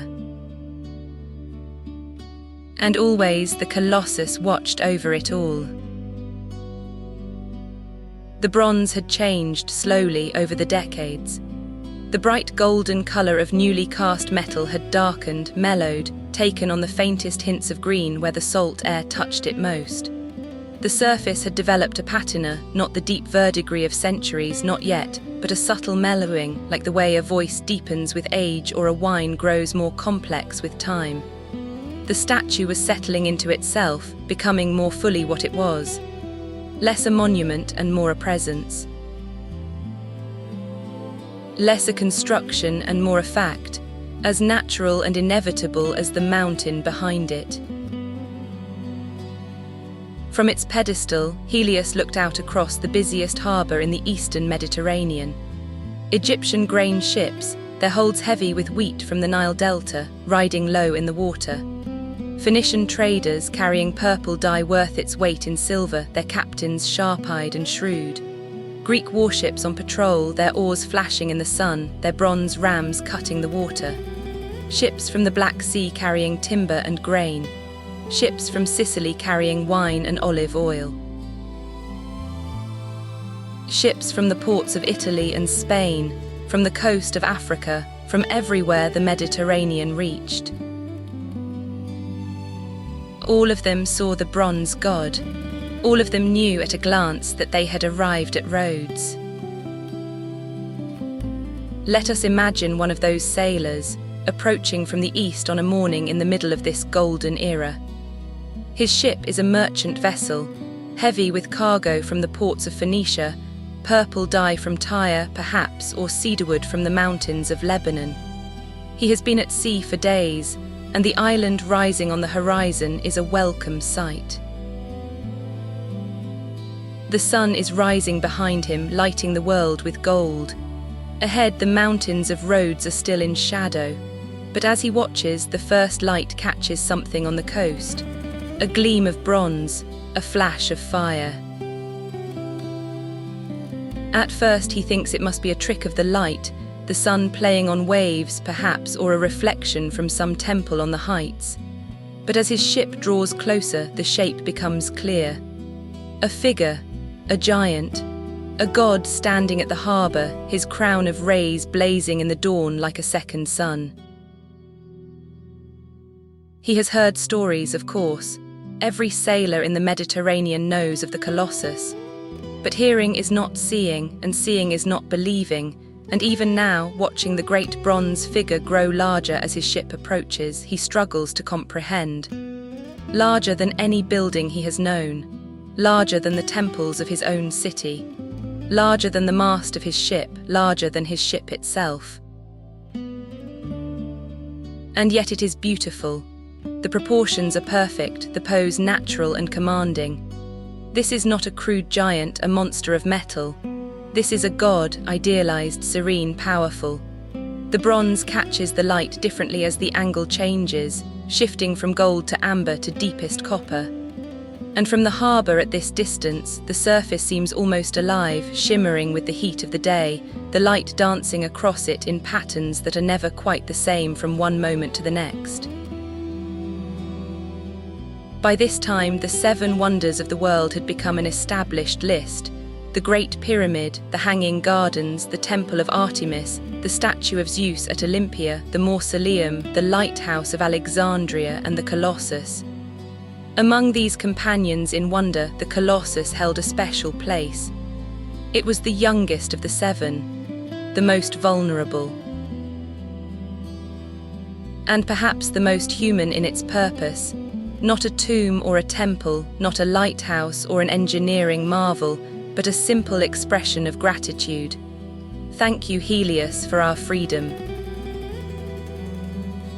What was it like to live with the Colossus? For the Rhodians, it must have become like any other familiar landmark, remarkable to visitors, invisible to those who saw it every day. The fishermen who set out at dawn, the merchants who opened their stalls in the agora, the children who played in the streets. For them, the great bronze god was simply part of the landscape, as natural as the mountains or the sea. But there were moments when its presence reasserted itself. At dawn, when the first light struck the crown and set it blazing. At noon, when the entire statue shimmered with heat, the bronze too hot to touch, radiating warmth like a great metal furnace.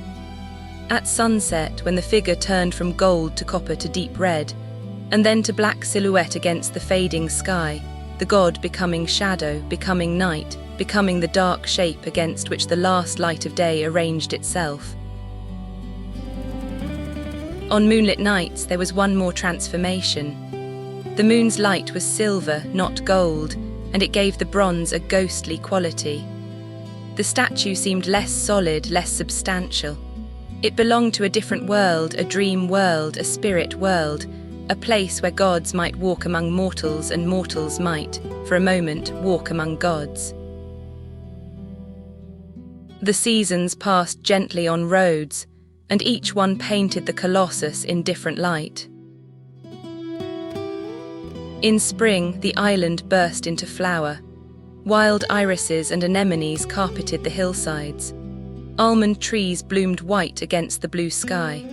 The air filled with the scent of orange blossoms from the groves that surrounded the city, and the harbour came alive after the winter lull as ships ventured out with empty holds and eager captains. The Colossus presided over this awakening, his bronze gleaming clean after the winter rains. Summer was the busy season. The sun blazed with Mediterranean intensity, turning the stone streets into griddles, driving everyone into shade during the heat of the day. The Colossus shimmered and radiated, too hot to touch, waves of heat rising from his bronze skin like the breath of the god himself. Activity shifted to early morning and late evening. By noon, the city rested, shutters closed, only the cicadas singing in the heat. By evening, life resumed, the markets reopened, the baths filled with bathers, the taverns with diners seeking cool wine and the sea breeze. The nights were warm and many Rhodians slept on their rooftops beneath the stars in the relative coolness of the open air. The Colossus watched over these sleepers, a darker shape against the star-filled sky. Parents pointed it out to restless children. Look, the god is watching. He will keep you safe until morning. And the children looked and saw the dark silhouette against the stars and felt reassured and slept. In the harbour, night fishermen set out with lanterns hanging from their bows, small flames dotting the water like earthbound constellations. They worked beneath the gaze of the bronze god, casting their nets in the warm shallows, pulling up mullet and sea bream and octopus. The Colossus was their landmark, their compass point, the fixed shape against the sky that told them where home was, no matter how far into the darkness they had drifted. Autumn brought the grape harvest. Rhodes was famous for its sweet dark wine that travelled well and fetched high prices in distant markets. The light softened from the harsh white glare of summer to gold. The first storms swept across the Aegean, bringing rain that the parched island drank gratefully. And winter came gently. No snow fell in Rhodes except perhaps on the highest peaks. But the days grew short and the storms fierce, and ships stayed in harbour rather than risk the winter seas. The bronze of the Colossus never quite warmed. Even at noon under a pale winter sun, the metal remained cool. The radiate crown still caught the light, but the light was thinner, a reminder that even the sun god had seasons. Then spring came again and the cycle resumed, year after year, decade after decade.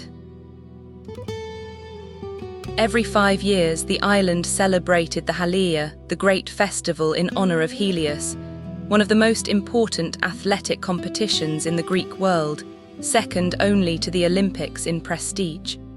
Athletes came from across the Mediterranean to compete, runners and wrestlers, discus throwers and chariot racers. Poets came to recite their works. Musicians came to play. Philosophers came to debate. The festival lasted for days, and the opening ceremonies took place before the Colossus. Priests in white robes processed through the streets, leading bulls and goats for sacrifice. The athletes followed, their bodies oiled and gleaming, their heads crowned with garlands. The crowds lined the route, cheering, throwing flowers, calling out the names of favourites. At the statue's base, the sacrifices were performed. The animal's blood was collected in golden bowls. Smoke rose from the altar fires, carrying the scent of burnt offering toward the bronze figure that towered overhead. The chief priest spoke the prayers. Helios, god of the sun, giver of light and life, accept our sacrifice. Bless our games. Watch over our island and our people. And at the end of the festival, there was one final ceremony. A chariot was brought to the harbour, not a racing chariot, but a ceremonial one, covered in gold leaf, drawn by 4 white horses. It represented the chariot of Helios, the vehicle that carried him across the sky. The chariot was rolled to the edge of a quay and pushed into the sea, horses and all, if the legends are to be believed. A sacrifice to ensure that the sun would continue to rise. That light would continue to illuminate the world. The chariot sank, the crowd cheered, the sun set over the harbour and the Colossus blazed one final time in the evening light. Year after year, decade after decade, for 54 years while the Colossus stood watch. And then the earth moved. Earthquakes were not unknown in the Aegean. The islands of Greece sit atop one of the most geologically active regions in the world, where the African plate grinds slowly beneath the Eurasian, building pressure in the deep rock that must eventually be released. The ancient Greeks knew earthquakes well. They attributed them to Poseidon, the earth shaker, the god of the sea and of the deep places, who could split the ground with his trident and bring the proudest cities to their knees. But the earthquake that struck Rhodes in the year 226 before the Common Era was beyond anything in living memory, beyond anything their grandfathers remembered, beyond, perhaps, anything the island had experienced since the dawn of recorded history. Modern seismologists, working from the ancient descriptions and from geological evidence in the region, estimate it at 7.2 on the Richter scale, perhaps higher. The shaking would have lasted 30 seconds, perhaps a full minute, an eternity when the ground beneath your feet is no longer solid, when the walls of your home are swaying like curtains in a gale, when the very concept of down becomes unreliable. In the city, buildings collapsed. Temples that had stood for generations crumbled into heaps of rubble and dust.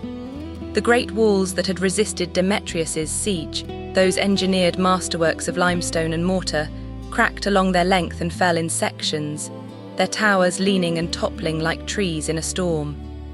The harbour was damaged, its stone quays splitting and sinking, its chains snapping under the strain of water moving in ways water was not supposed to move. People died, we do not know how many.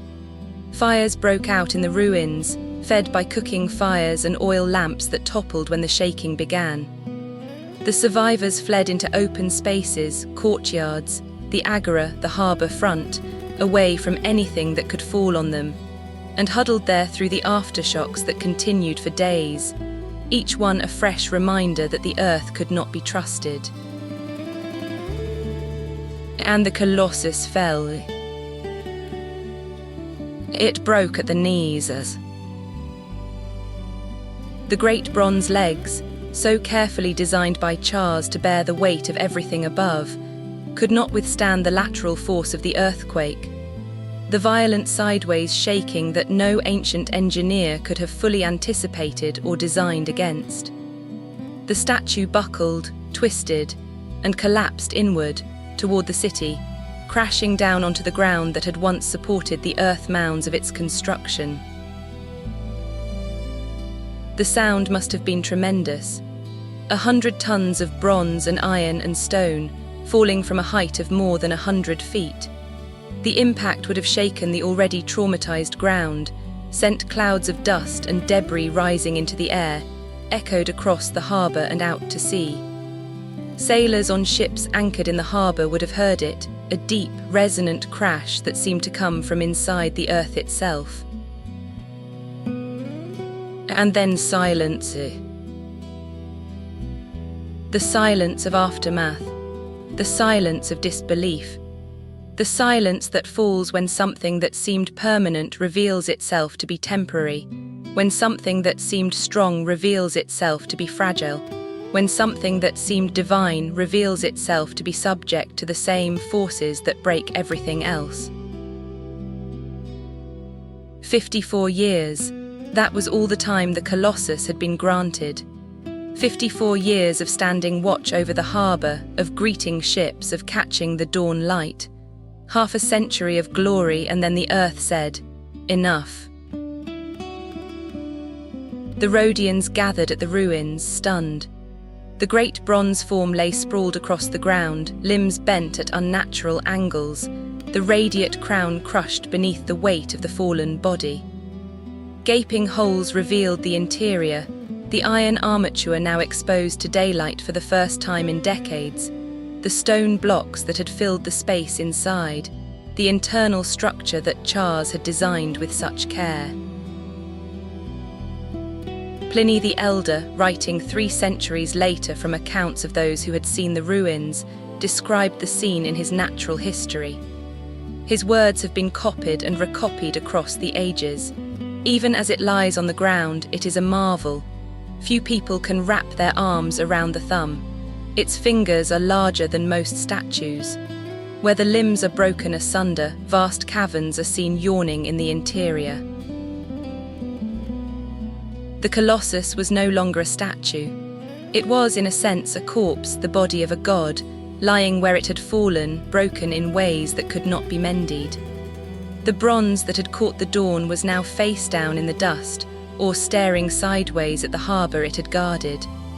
The radiate crown that had blazed like fire was crushed, its rays bent and tangled.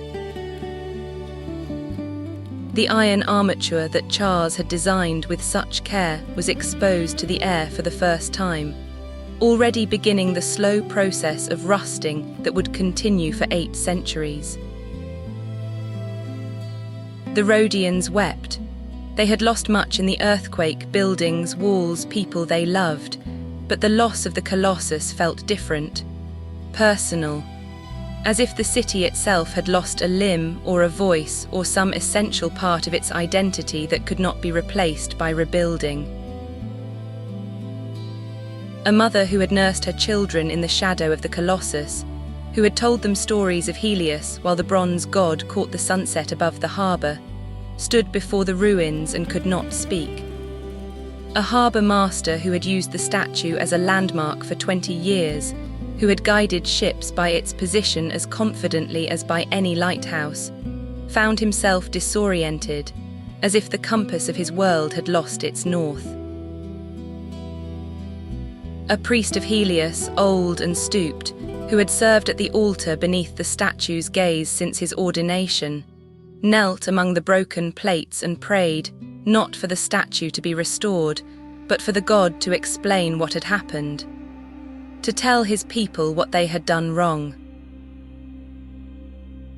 For a city that had survived the greatest siege of its era, the earthquake was a crueler enemy. You can fight a general, you can outwit a siege tower, you can match ingenuity against ingenuity, courage against force. But you cannot negotiate with the earth, you cannot outmaneuver a fault line. The earthquake was not a test of character. It was a reminder that character, however admirable, counts for nothing when the ground itself becomes your adversary. And now we arrive at the deepest of our 5 mysteries. Why did no one rebuild it? In the aftermath, offers of help poured in from across the Greek world. Rhodes was admired, respected, well-connected through trade and diplomacy. The news of the disaster spread quickly, carried by ships to every port in the Mediterranean. Kings and cities sent money for rebuilding, supplies for the survivors, engineers to assess the damage. Ptolemy III of Egypt, a grandson of the Ptolemy who had saved Rhodes from Demetrius, offered the most generous gift of all. He would pay for the complete reconstruction of the Colossus. Every coin, every ingot, every craftsman's wage.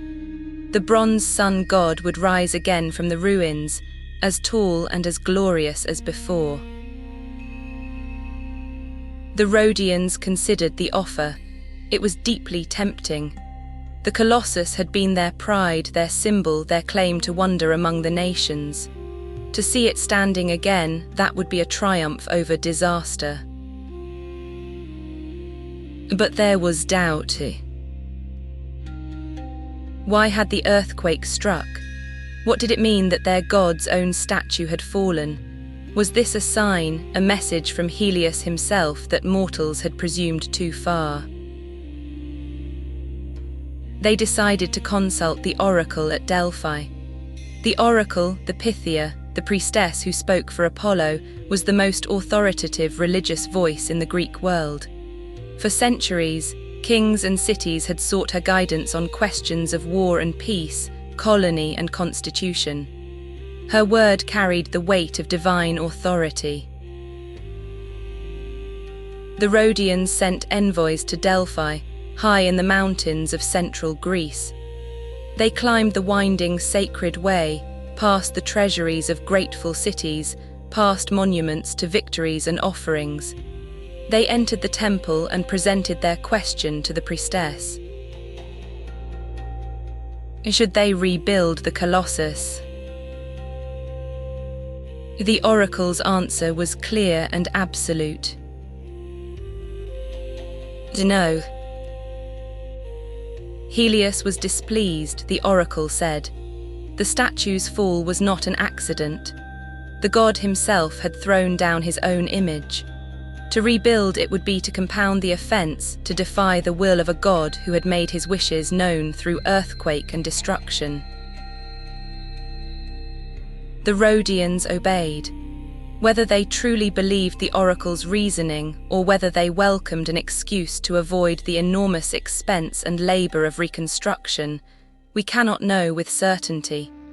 Perhaps it was both, a convenient alignment of religious duty and practical reality. Perhaps they were simply exhausted, and the oracle gave them permission to stop. Ptolemy's generous offer was declined with grateful thanks. The diplomats carried the message back across the sea to Alexandria. The Rhodians are grateful, but the god has spoken. The bronze will stay where it fell. There is something peaceful in that decision if you let yourself feel it.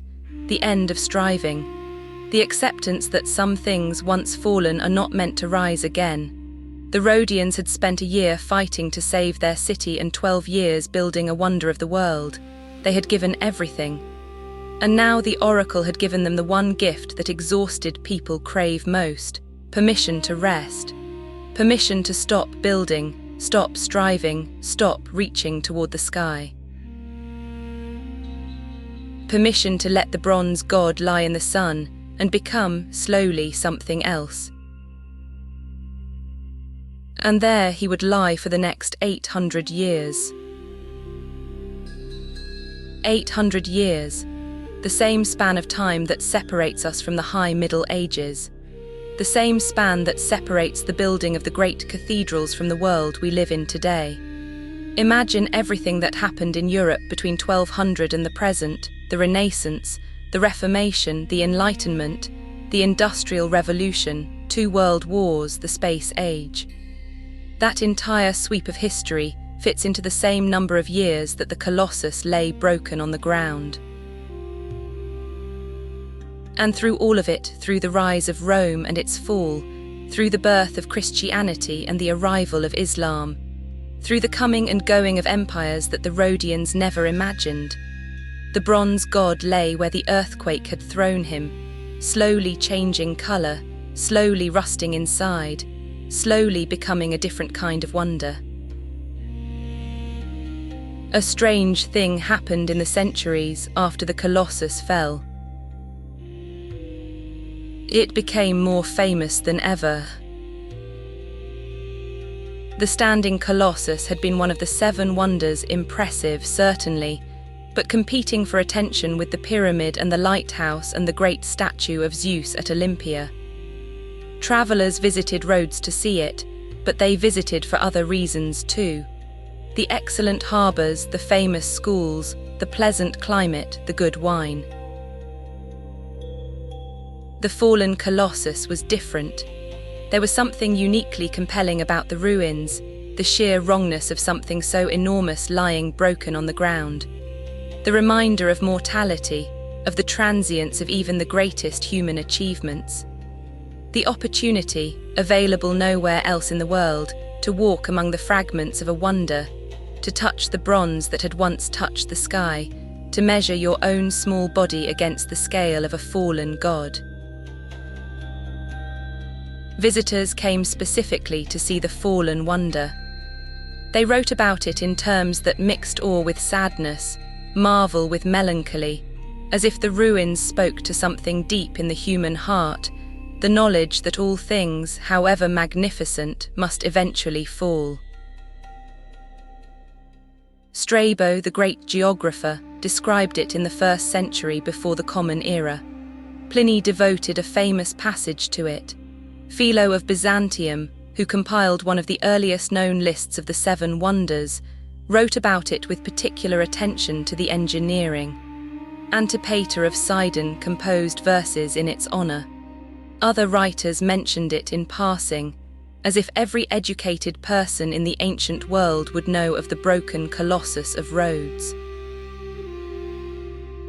Imagine yourself a traveler in the age of Rome. You have come to Rhodes from Italy, perhaps crossing the Mediterranean on a merchant vessel, eager to see the famous fallen giant. You approach the ruins in the morning light. The bronze is old now, weathered by centuries of salt air, covered with the deep green patina that copper takes on when exposed to the elements. The color has shifted from the warm gold of new bronze to something earthier, more muted, the color of oxidized metal, the color of time made visible on the surface of a thing. But the scale is still overwhelming, still incomprehensible. It is still recognizable as something that was once magnificent. Here is a leg bent at an impossible angle, the bronze plate still held together by rivets that Chares himself might have hammered 2 centuries ago. Here is an arm stretched across the ground, its fingers curving toward the sky as if still reaching for the heavens even in death. Here is the torso cracked open like an enormous egg, revealing the iron armature within, red with rust now, weakened by centuries of exposure and the masses of stone that once provided ballast. You walk around the ruins slowly, trying to comprehend the scale. You stand beside the thumb and stretch your arms wide, and find that you cannot reach around it. You peer into the hollow interior and see the great iron bars, corroded but still recognizable as the skeleton that held the god upright. You touch the bronze surface, cool in the morning, even under the Mediterranean sun, and wonder at the hands that shaped it. Somewhere in this wreckage is the head of Helios. You find it eventually. The radiate crown crushed and bent, the face that watched over the harbour for 54 years now staring at the ground or the sky.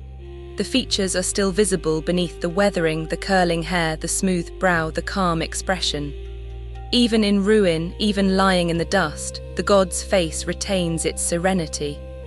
Whatever has happened to his body, his expression remains untroubled. Children played among the ruins. Rhodian children born in the shadow of the fallen giant, growing up with broken bronze as their playground. They climbed on the plates, hid in the hollow spaces, dared each other to touch the face of the god. They invented stories about how the Colossus fell, each more dramatic than the last. And somewhere among them, in some generation we cannot name, there was a child who felt something more, who stood before the ruins and did not play, but simply looked, and felt the weight of time pressing down on the moment. That child would remember the Colossus and speak of it in old age, and become one link in the chain of memory that stretches from the builders to us. Rome conquered the Mediterranean, absorbing Rhodes into its vast empire. Roman tourists came, just as Greek tourists had before them. Roman senators on their grand tour, Roman philosophers seeking wisdom in the ruins, Roman generals who paused at the fallen god and thought about the fragility of their own empire's power.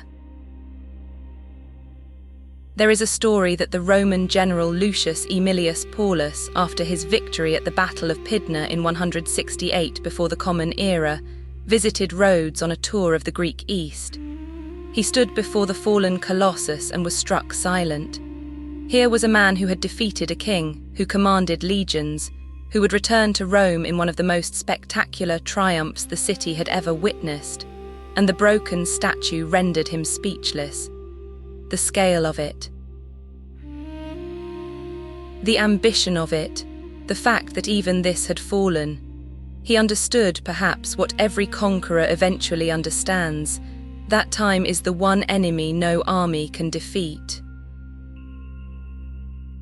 The empire reached its height under Augustus and the emperors who followed. It began its slow decline. Constantine moved the capital to Constantinople in 330 of the Common Era. The Western Empire fell. Europe descended into the era historians would call the Dark Ages.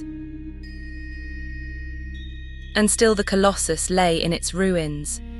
Through all of it, through the rise and fall of Rome, through the transformation of the ancient world into the medieval, through the replacement of the old gods by new faiths, the bronze giant lay where the earthquake had thrown it, visited by a dwindling stream of travelers, mentioned in fewer and fewer books, slowly fading from the memory of a world that was changing beyond recognition.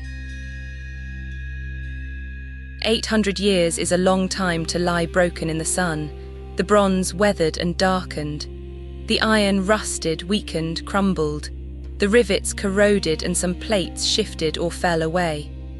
But still something remained, something recognizable, something that still drew the eye and stirred the heart. Until in 654 of the Common Era, Arab forces invaded Rhodes. The raid was part of a larger wave of expansion across the Near East. The island's Byzantine garrison was overwhelmed. The invaders plundered what they could find. And they found the Colossus. And now we arrive at the last of our 5 threads. Where is the bronze now? According to the Byzantine historian Theophanes the Confessor, writing more than a century later, a merchant from the city of Edessa, a city in Upper Mesopotamia, in what is now southeastern Turkey, purchased the bronze remains of the Colossus from the Arab invaders. He loaded the metal onto the backs of 900 camels and transporting it east, presumably to be melted down and reused. 900 camels. The number has captured imaginations for centuries.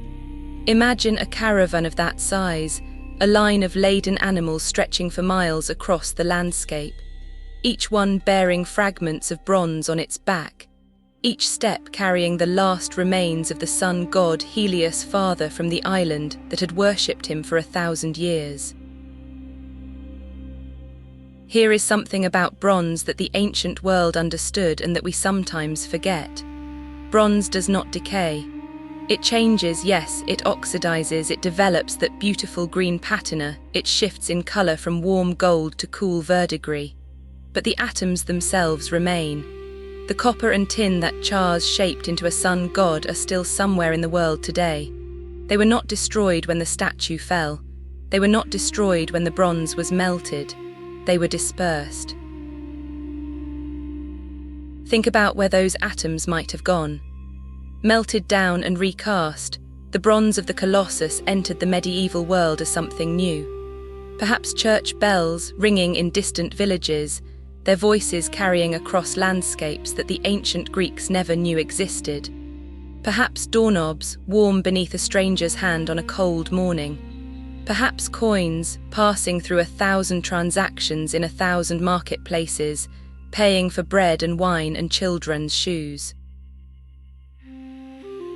Perhaps the hinge of a gate, or the clasp of a book, or the fitting of a ship. The atoms of Helios are still catching light somewhere. They do not know they were once a god. They do not remember the harbour of Rhodes, or the dawn, or the crowds who gasped when the earth mound came away. But they are still here, still in the world, still part of the endless cycle of making and unmaking that is the story of every material thing. Bronze does not care what shape it holds. A church bell rings as sweetly whether its copper came from a mine or from a fallen wonder. A doorknob turns as smoothly. The metal is indifferent to its own history. Only we remember. Only we assign meaning to atoms that have no meaning of their own. Is the story of the 900 camels true? Some historians doubt it. Theophanes is the only source, writing from distant Constantinople more than a century after the events he describes. How much bronze could have survived 800 years of exposure to salt, air and rain? How much of the original statue remained by the 7th century? But bronze is remarkably durable.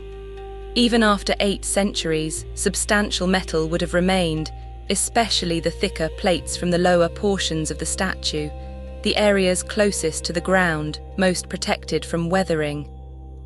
A merchant with an eye for opportunity might well have seen value in this ancient scrap, this concentrated mass of useful metal.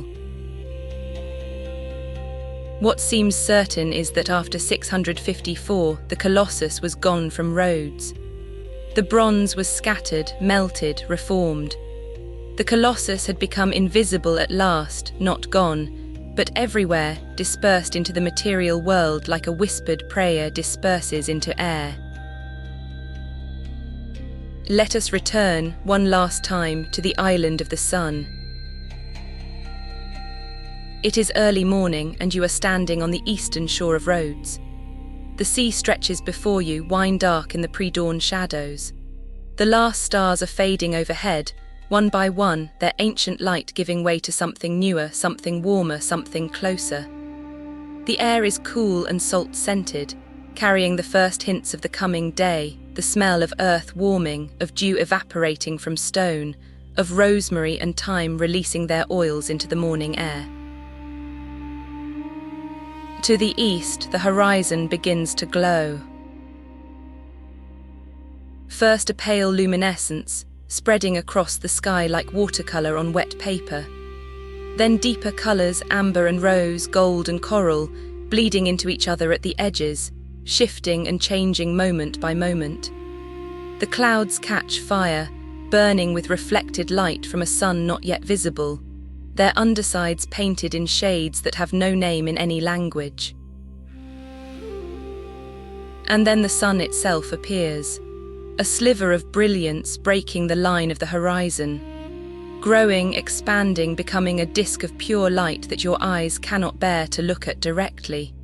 The sea turns to gold beneath it, the air turns to gold above it, the world is made of light. This is what the ancient Rhodians saw every morning of their lives. This is what Helios was, not a statue, not a wonder of bronze and iron, but this. The light that made the world visible, the warmth that made life possible, the eternal cycle of day and night, of rising and setting, of birth and renewal that has turned without interruption since the world began. The Colossus was an attempt to capture this mystery in bronze, to give form to the formless, to make visible the power that dwelt in the sky. It was a work of art, yes, but also a work of devotion. A prayer in metal, a hymn frozen in fire-born alloy, the best attempt that human hands could make to honor the unhonorable, to contain the uncontainable, to say to the sun, we see you, we are grateful. Here is what we have made from the weapons of our enemies in the shape of our God for you. And if the statue fell, if the bronze was scattered, if nothing remains but words and memories, still the sun rises.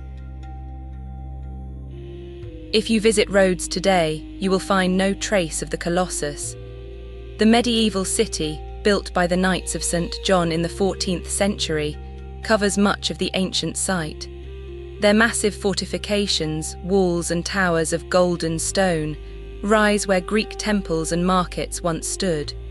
Their palace of the Grand Master dominates the high ground that may have been the ancient Acropolis. At Mandraki Harbour, where tradition places the Colossus, 2 modern statues stand on tall columns at the harbour entrance. They are bronze deer, a stag and a doe, symbols of Rhodes since ancient times. Some say they mark the approximate location of the Colossus's feet, though this is speculation. They are graceful figures, catching the morning light much as the ancient statue must have done, welcoming ships as the sun god once welcomed them. And everywhere the light, the same Aegean light that dazzled the ancient Greeks, still floods these streets, this harbour, this island. It is still crystalline, still brilliant, still capable of making colours seem impossibly vivid. The sea still shifts through 1,000 shades of blue. The white clouds still blaze against the sky. The light has not changed. It has not diminished. It requires no statue to be glorious. But the most direct heir of the Colossus stands in another harbour entirely. New York. When Frederick August Bartholdi designed the Statue of Liberty, he had the Colossus explicitly in mind. Like the Rhodian original, Liberty stands at the entrance to a great harbour, welcoming travellers from across the water. Like the Colossus, she holds a light aloft, a torch of freedom, echoing the torch of freedom mentioned in the Rhodian inscription that was carved into the pedestal of Helios 23 centuries ago. The dimensions are strikingly similar. Liberty, from heel to crown, stands just over 111 feet, almost exactly the same as the ancient accounts of the Colossus. When Bartholdi scaled his design, he was deliberately matching the proportions of the ancient wonder, placing a new Colossus in a new harbour, honouring a new kind of freedom with a gesture that reached back across millennia. There are differences, of course. Liberty is copper over an iron framework, not cast bronze. She walks forward where the Colossus stood still. She carries a tablet bearing a date where the Colossus may have shaded his eyes against the sun. She is a woman, a personification of an idea where the Colossus was a young god, a personification of the sun itself. But the kinship is unmistakable. Stand in the harbour of New York, looking up at Liberty's face, and you are participating in a tradition that stretches back 23 centuries. You are feeling something of what those ancient sailors felt when they first glimpsed the Colossus rising from the waters of Rhodes. The same awe, the same sense that human hands have reached toward something greater than themselves. The idea that humans can build giants at the gateways of freedom. The night deepens over the Aegean Sea. The islands lie dark against the darker water, the only lights the scattered flames of fishing boats far offshore, their lanterns swaying with the swell like earthbound stars. The sky is clear tonight, and the real stars are out in their millions, undimmed by the glare of modern cities, burning with a clarity that the ancient Greeks would have recognized instantly. The Milky Way stretches across the dome of heaven like a river of light, and somewhere in that river the ancients believed the gods traveled on their errands. On the island of Rhodes, the day's heat is finally releasing. The stones of the harbour walls, warm to the touch an hour ago, are cooling now, giving back to the night air the warmth they stored all day. The sea breeze carries the scent of salt and thyme, of sun-baked earth and night-blooming jasmine, of all the fragrant things that grow in Mediterranean soil. In your mind's eye, the Colossus still stands. Not the ruins, not the broken form that lay for 800 years while the world changed around it. The Colossus as it was meant to be, as Chares saw it in his imagination, year after year, while the earth mound grew and the bronze took shape beneath it. Bronze skin catching the starlight, radiate crowned dark against the darker sky, the god of the sun standing patient and still, waiting for morning. You stand at its base looking up. The bronze is cool now after the long hours of night. You reach out and touch it, smooth metal weathered by salt air, its surface minutely textured with the green patina of centuries. You feel the rivets beneath your fingers, the slight ridges where the plates join together. You feel the care that went into this making, the thousands of hours of human labour, the devotion of workers who sang while they carried earth, who drove rivets until their arms ached, who believed that their work would stand forever. The harbour is quiet around you. Ships at anchor, their masts tracing slow arcs against the stars as the gentle swell rocks them. The water laps at the keys, a soft, repetitive sound, like a pulse, like breathing, like the rhythm of something ancient and patient and alive. Somewhere a night bird calls, a single note, clear and pure, repeated twice, then fading into the silence between waves. You sit at the base of the statue, your back against the cool marble of the pedestal. The bronze god towers above you, invisible in the darkness, but you feel his presence. Not threatening, not demanding, simply there, watching, waiting, keeping watch through the long hours as he has always done. You feel protected. Let your eyes close. Let your breathing slow. You are safe here in the shadow of the Colossus. The bronze god watches over you as he watched over the sailors and merchants of ancient Rhodes. Nothing can harm you. Nothing needs to be done. Nothing needs to be remembered or solved or decided. Perhaps you were already dreaming when the story told you about the Earth Mound, how the Colossus grew inside its cocoon of soil for 12 years, hidden from every eye. Perhaps you have been building your own cocoon tonight, layer by layer, wrapping yourself in warmth and quiet and the gentle sound of words, letting the story cover you the way the earth covered the bronze. If so, that is right. That is what stories are for, to build a shelter for the mind, to give you somewhere to go when the world is too bright or too loud or simply too awake. The stars wheel in their ancient courses. The moon, if there is one tonight, traces its arc across the sky, slow, predictable, reassuring. The sea breathes its eternal breath, wave after wave, rhythm upon rhythm, as old as the world itself. Time becomes fluid here. You drift between moments, between centuries. The Colossus stands, the Colossus falls, the Colossus stands again.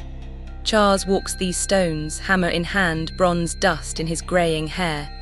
Sailors from Egypt and Phoenicia crowd the harbour, their voices calling in half a dozen languages. Tourists from Rome marvel at the ruins, their fingers tracing the rivets.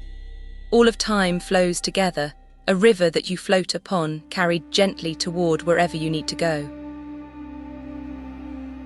Listen to the water. The soft slap of waves against stone, the distant murmur of the open sea. The harbour is a protected place, sheltered from the great swells of the Mediterranean by its walls and its headlands, and the water here is gentle, kind, almost silent. Let it carry you, as it carried ships from every corner of the ancient world, as it carries ships still. The same water, the same salt, the same endless motion that has rocked this island for millennia. Your breathing matches the rhythm of the waves. In, soft pause, out, soft pause. In, the water rises against the quay. Out, the water falls. In, out. The Colossus watches over you, the bronze god, silent and patient, standing guard through the long hours of night. He has seen empires rise and fall. He has seen centuries pass like days. He has seen everything that can happen in the world of mortals, and nothing disturbs his calm.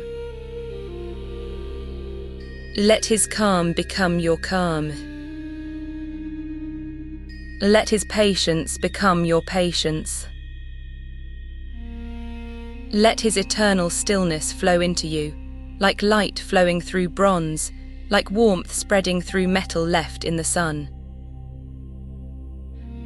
The sun will rise without your help, it always has.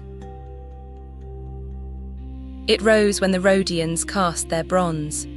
It rose when the Colossus stood in its glory, catching the dawn and blazing like a god made of fire. It rose when the earthquake brought the giant crashing down. It rose through the 800 years of ruins, through the Arab conquest, through the medieval centuries and the modern age. It rose on the morning the camels left, loaded with the last fragments of Helios. It rose on every morning since, whether anyone was watching or not.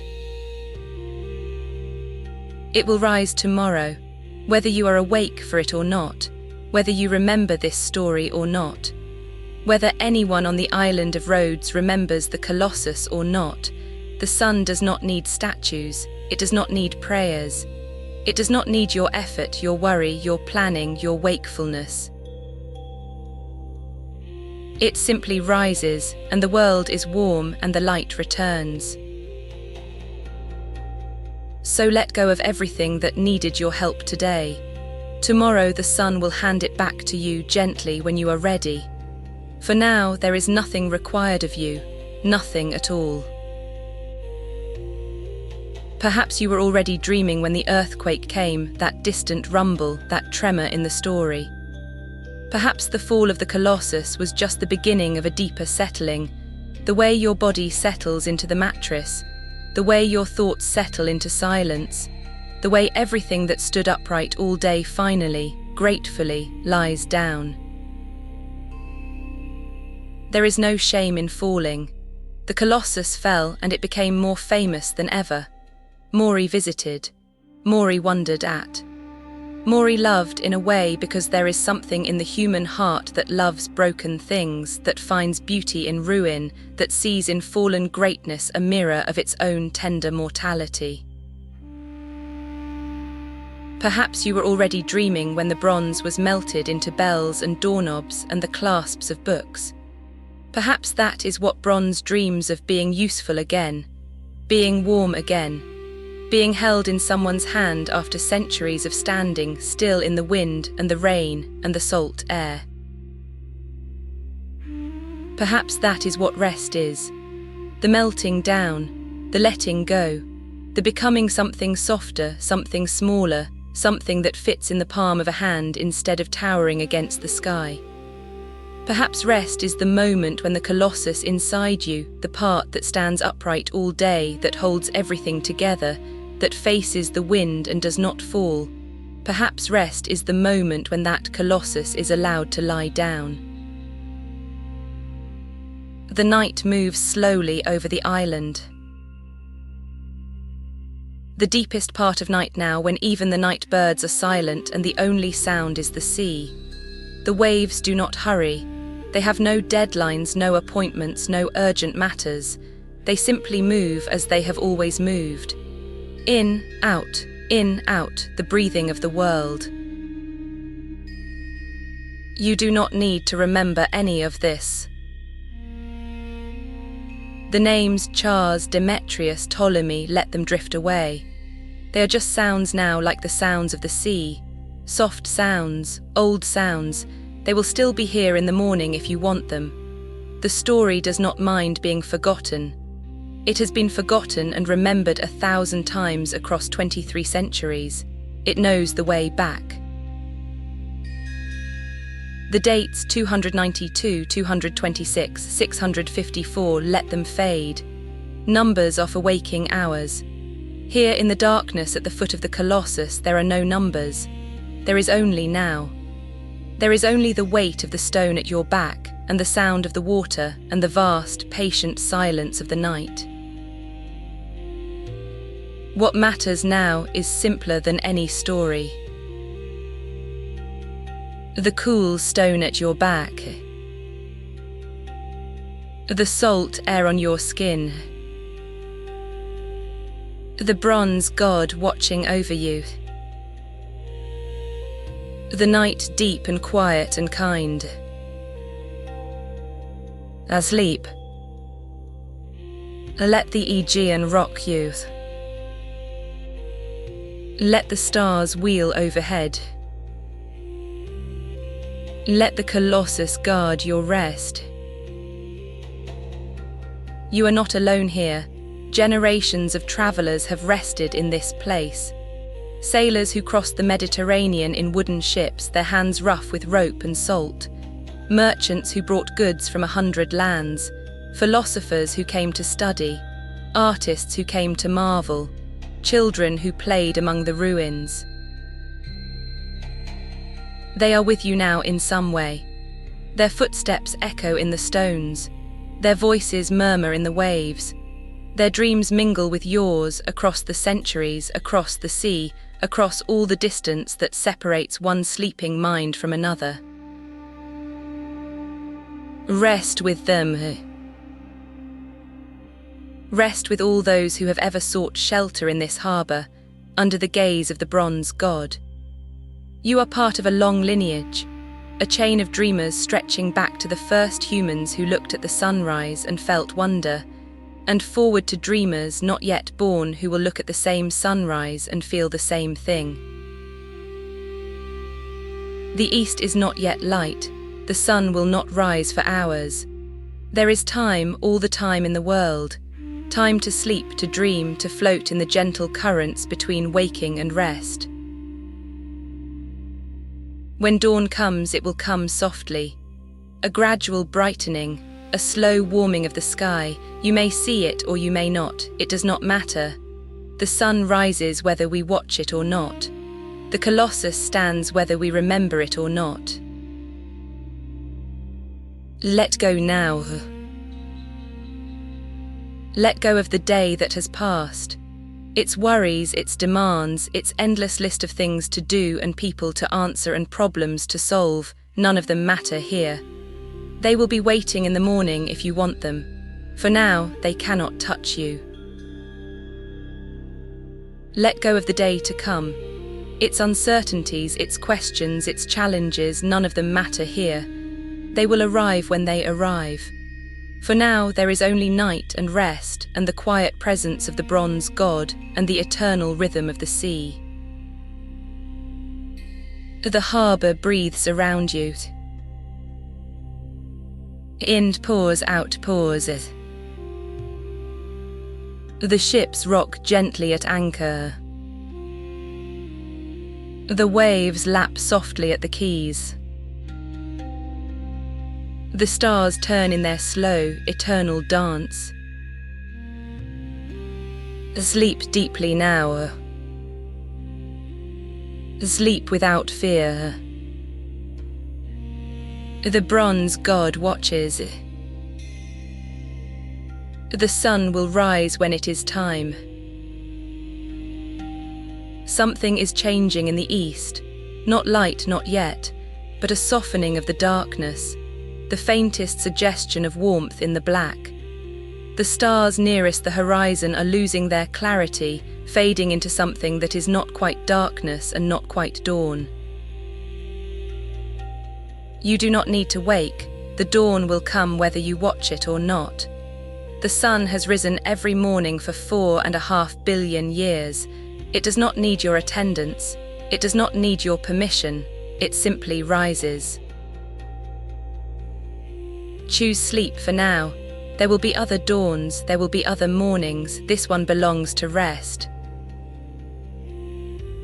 The Colossus knows that dawn is coming. He feels it, a tingling in the bronze, a stirring of the metal that has spent the night cooling. Soon his skin will warm again. Soon his crown will catch the first light, blazing against the pale sky, greeting the sun as one god greets another. But not yet. For now, your rest is more important than his glory. For now, the bronze god waits. Feel his blessing, warmth spreading through you, light even in the darkness. The certainty that you are exactly where you need to be, doing exactly what you need to do, which is nothing, which is rest, which is the simplest and most necessary thing in the world. Rest. The sun will rise.